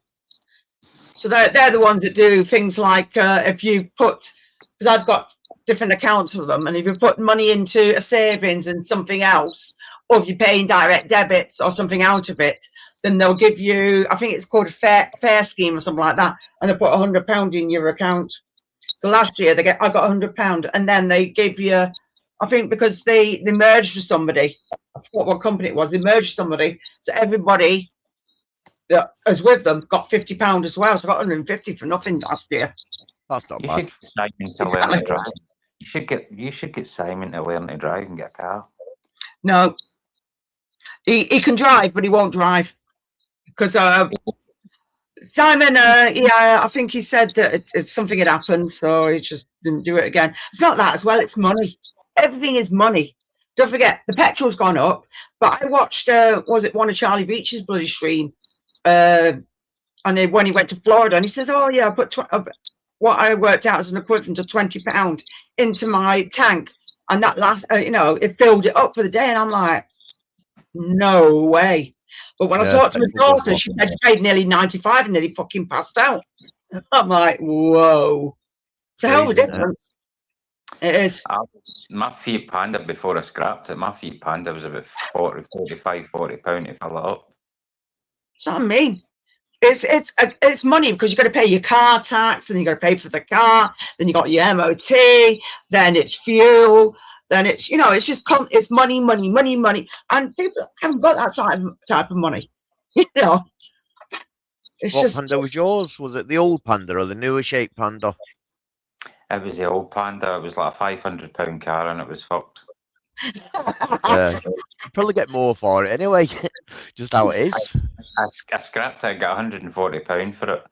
Yeah, But that's not bad. do you know what happened? Well, I passed its MOT, flying colours, didn't need to get anything done to it, £50 for the MOT. And I thought, oh, I think I'll change the spark plugs, thinking I've watched a YouTube video, thinking I've been a fucking smart ass. Fucked the whole car up, didn't I? And I could have still had that car to this day, but I put it into the garage and it's making a funny noise, and the guy's like, just gave me the keys back and I just drive it until the engine fucking blows up. I says, what's wrong with it? He says, there's your differential. He says, it'll cost 3 times more to get the differential fixed than what the car's worth. He said, just fucking drive it until it falls apart. And I got I got down to Liverpool with that. I got down to Wales. I went to Manchester with it twice. Yeah. I've done a good bit of fair miles with that wee car. I got nearly 10,000 miles out of it within a space of 6 months. That's it. The older ones are the better ones. Yeah, they normally are, because all these newer ones now, you can't bloody fix it yourself anymore. They've done that on purpose, again, to take more money off you. Whereas before, years ago, you could get somebody to fix it for you. Or your bloody mate knows mechanics and all that. Now, again, it's more money. And you find a lot of the newer stuff have only got a certain time scale and they're made to break. Like the guy, I watched this program, it's a guy who fixes washing machines, and he was saying that there's the bearings in them, right? And he was saying there's these things that are bearings, and you can actually, used to be able to replace the bearings. Yes. But you can't do it now. What they do is they mould the thing together to the point where you have to replace the whole fucking drum. You can't just replace the bearings, and it's deliberately done so as that your machine will more money. Exactly, or you buy a new machine. I remember this is a house we were private renting, and somebody had come out because what it was, it kept losing pressure all the time, and it would go down and would have no cold water. And I think it was one time I turned around and said that I was going to take the landlord, get him done. And eventually somebody had come out, and he looked at it. He says, they need a brand new boiler, basically, which is going to cost an awful lot of money. And he even said, the pay, was it 2 or 3 grand? I don't know how much they are now. But basically, boilers are made to, be on your wall or whatever for a certain amount of years, and after that, they will break. Well, So, they're made to break. I've lived in my house since 1999, Jackie. And I had single glazing, and the housing association that I've got, they love magnolia. As soon as you walk into a house, they will paint even if they will paint the gloss on the doors, fucking magnolia. That's how I don't like magnolia. I used to think it was okay until every fucking room was magnolia. The ceiling, the door. Burn your eyes, isn't it? I think what's happened is the government has bought a bleeding shares in it or something in that just one colour. I was going to say You know that. what I mean? I think all the council houses and stuff like that these days. I don't know. Last council house I had, we were given a decorating grant at the time, and then you'd go and buy a load of stuff, and it had to last you. And if you need to do any more decorating, you'd pay out your own money then. Well, when I moved in 27 years ago, about 5 years into my tenancy, I had single glazing. We're going to renovate the house. I remember it when I was I think it was 26, because I went to Northern Ireland at that time with my dad, because I was in Northern Ireland when September the 11th happened. Yeah. And I went, and I had to stay in because they had to rip up the floorboards. So I had to be at my house for 2 days at least anyway. Yeah. So I had to go stay with my dad because they rewired the whole lot, and then it turned out that basically what happened was I stayed out for 2 days, and then I came back, and they'd done all the windows, but they did the boiler, gave us a new boiler. But we've been told this is going to get redone again. So it's been nearly 22 years since I've had that boiler in the kitchen. And it's fucked. Yeah. That's it. They're not made to last anymore. Like you'd have stuff. I mean, I've got a stereo, but I've had it for absolute fucking years. It's that old. It's probably just a little bit younger than my youngest son, and he's 23. He's going to be 23 this year, and it's like. So, do you listen? But do you still listen? Do you listen to a lot of music, though, Jackie? Yeah, but I don't really put it on my stereo much, but I do buy physical media anyway, because it's just a case of having it. But I was listening to music before I came on here. I was listening to on YouTube Music, or I've got Amazon Music as well. And I do like new music. I'm going watching live bands again this year. What's physical media? What's physical music? What's that? Having an actual CD. Oh, you Not, buy not, yeah, I've got Oh, not a CD. digital download. Yeah. Do you have FOP records, FOPP records where you are? It's like a record store. You used to get it and you could I buy think the they CD. do it in Manchester Town Centre. I think there's one there. Oh, there's a record shop, yeah, because we're looking at stuff because people are going back to them. Because my eldest son, is buying vinyl. So he's got a record player and he's actually started buying vinyls. But at the moment, he says they're costing about, I believe, 30 odd quid at times. So it's like, whoa, that's expensive. Well, I know that where I have a problem with DVDs is, right, or I should say all these streaming apps and all that, is you can't really get the really old shows that I like. I've got a box set of the old original Twilight Zone, the black and white one, or the Rod Serling one. They've got it all now. The original black and white Twilight Zone now. They're actually showing it all on Prime. But they've not got the Sopranos. They've not got the X-Files. Oh, we got that. The X-Files, yeah. Oh, no, we watched that on Prime as well. Kojak, I like Kojak. Quincy, Yeah, I like. Kojak. I don't like Starsky and Hutch though, but I like Kojak and Quincy. Quincy, bloody hell. Tell you what I have been watching recently. Minder. Good grief, yeah, Minder. Watching that. I liked it. They did the film of that, and they were on the train, and Arthur Daly was pushed. And what was the name of the copper that was trying to get fucking Arthur Daly? Was it Chisholm? Yeah. Might have, yeah. He's turned pushed, and he's really like, it's Chisholm. And he's on the train, like, Chisholm. Oh yeah, see, that's something that was worth watching at the time. It was, because at the end of the day, there was a bit of humour in it. Whereas now, if you went and watched TV now, it isn't. It's everything's getting rammed down your neck. You've got to do this and like it, and it's like, so where's the humour? Where's having a laugh?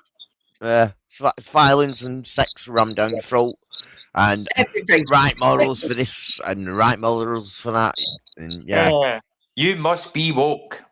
Yes, exactly, and it shouldn't be like that. You're meant to watch all these programs to escape reality, not have it shoved down your bloody throat. That's what that's why in the end I stopped. I used to watch soaps a long time ago. You got it wrong there. Hate them. Sorry? I think you got it wrong there. Yes, you watch them because you escape to reality, and it's not proper reality that what you're watching on TV. Exactly. That's what I'm saying. You're escaping reality. The newer generation have watched it too much now and think it is the norm. Yes. And yeah, the world's gone to crap. Yes. So that's it. That's why, I mean, you used to watch the soaps and there'd be a bit of humour in it. There'd be something really, really silly and ridiculous, but you knew it was ridiculous, but it would be funny. But now, when you see all this that's political and they're shoving it down your bloody throat, and it's like, really? So we've got to put up with it in the news, we've got to put up with it outside, and then you sit down and watch it completely all the time, and it's constantly on. It's like, no, we don't need it. We need to have, a bit of enjoyment, not have this shoved down our throats 24 bloody 7. It's ridiculous. Yeah, I remember, Emmerdale Farm, yeah? Yes, the original Emmerdale Farm, bloody hell. And Seth, the main storyline I can remember is Seth was on the hunt for poachers. Something relating to something wildlife and what you find. But these days it's we're opening a limo business and we've got haulage business, and it's more crap. You don't need it. You really don't. And it's just doom and gloom. Like I say, either someone's getting killed, murdered, having an affair, and another death. Constantly. Hi, Tom. Oh, baby. Yeah. So I mean, you want to have fun. Hello, Tom. What are you doing, Dave? I was scratching my hand. You're And I scratching Like your you ass, scratch your weren't you? hand. Don't lie. You're scratching your ass. I was trying to get. No, well, what happens normally when I get an itchy arse? I try and move one cheek to try and, you know, scratch the other cheek. See, you can't bloody film me. Jackie, see if you've got an itchy arse and you don't want to scratch it, right? Just use one cheek to scratch it against the other. Doesn't work. No, it's a fucking I was gonna joke. say, how long did it build your muscles up to do one at a time, one cheek then the other? I'm a power. Yeah, I I've am got a more power. muscles in my ass than elsewhere. I'm a power ball. So at that time, I walked into this shop and I just seen this guy going, and I'm like, what you doing? He says, well, I've got a brain cell in the middle of my brain and I'm trying to, and it's itchy and I'm trying to vibrate the other one next to it so that it'll scratch it. Yeah, of course it is. Bloody muppet. Did you know that Right, copper wire was, numpties. did you know that copper wire was invented by two Scotsmen fighting over a penny? The what? Copper copper wire what? was invented by two Scotsmen fighting over a penny. Oh my fucking word.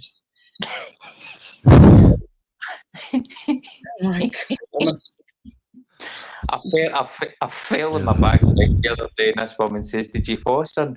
I says, no, I was trying to break a bar of chocolate in my back pocket. Oh no.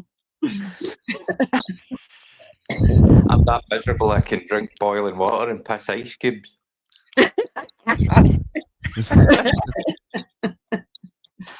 And the best one I heard the other week there was like, I can squeeze a dime until like the eagle squeals.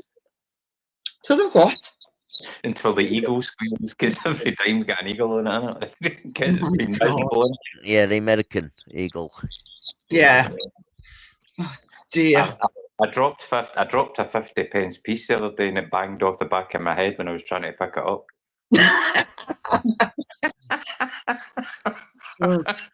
Yeah, some old ones there. Well, I do live up to the stereotype. That is true. You know this one? A man walks into a bar Right. and says, Ouch. "Ouch." Yeah. Yeah. Did you hear I've heard that about before. Yeah. Did you hear the one about the horse? Go The on. horse walked into the bar and the barman says, "Why the long face?" Did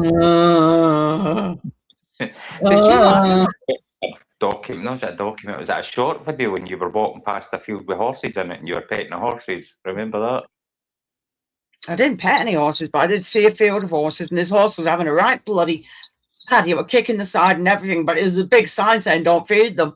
But we reckon some of them were separated because of medical conditions or something, or so it was like, yeah, there's obviously a reason why that's there. So you just don't know. So, but you could tell the horse was really pissed off because people weren't going over to it. And I'm like, yeah, there's a reason that sign's there. But I've seen other horses that have been fine, but there's had to have been a reason for that. So it was like, yeah. So, but no, we'll leave them alone. So, like I said, there's obviously that sign's not there for no reason. It's there for a reason. Now you were saying the horses were beautiful. There was two. I think it was one of the horses was scratching its arse, I think. Oh, That might have been somebody else. That was a Grim Life Collective that was doing that. They were in England. Have you ever seen Grim Life Collective? Grim Life. Oh yeah, I have watched them a few times. Jessica and Michael, and they go and do all sorts of stuff. I like that. And Jordan the Lion as well is quite good. Yeah, I have watched it a few times, but I've not watched it for a while. But yeah, I have watched it a few times. Yeah, but There's a few. I've got that many people I'm bloody subscribed to. I wouldn't have enough hours in the day to watch them all. It's just too many. So I just every now and again I'll sit down and watch a bunch, and that's where I put my phone down and be watching it on my TV instead. Watch YouTube on my TV. So yeah. Stream this. It says on this. It says stream this to your audience. But what does that mean? Stream this to your audience. What does that mean? Oh, it might be because if you've got like a YouTube or something like that, if you've got an audience, you can stream it through mine because I pay for it. Right, I see it at the top there. Yeah. Right, you pay, so if I hit this button, you pay money to me then? No, I won't be giving you any money, you cheeky little shit. Nice fucking try. Okay. No, I no. thought- Basically, it means because I pay for StreamYard, right? Mm. With us all being on, people are in this now. Me, Will, and you. Well, obviously, Will's got a channel. He could stream from here onto his channel. No, I'm not There doing you go. that. I don't want Yeah. people to stop. I'm only Right, I'm streaming. Go on. I'm going to shoot off. It's time to Okay. give my mum a bell. Oh no. Yeah. Well, I might be still on. I don't know. I might call it soonish because I've just got to feed the frogs. Probably get before they start yelling at me because one's on the side waiting. I'm surprised I haven't seen the other one peering over at the top like, "Oi, where's my food?" Because he usually waits. The female, she jumps out at me. It's quite funny. Is there anybody you don't feed? Right. Thanks, Jackie, for having us up. Nice to speak to you, Dave, and everyone in the chat. Catch you all soon. Yeah, you Bye. take care. Okay. I'm Catch you going to later, go. dude. I'm going to go as well, Jackie. So Yeah, I'm going to call it as well because it's like after midnight now. So I'm actually streaming to Facebook as well at the same time, as you know. So anyway, I'm going to say good night to everybody. So I'm going to say thanks for John being on earlier. Thanks for, what was the other guy called? Mitch. He was on earlier. And obviously thanks to Will and to Dave for all being on. Yay. So I got my normal animal video on Monday, Thursday. I don't know what I've got. I think I've got something I can't fucking remember. But yeah. So anyway, hope wherever you are, morning, afternoon or evening, wherever you may be, hope you all have a good time and I will catch you all later. Bye.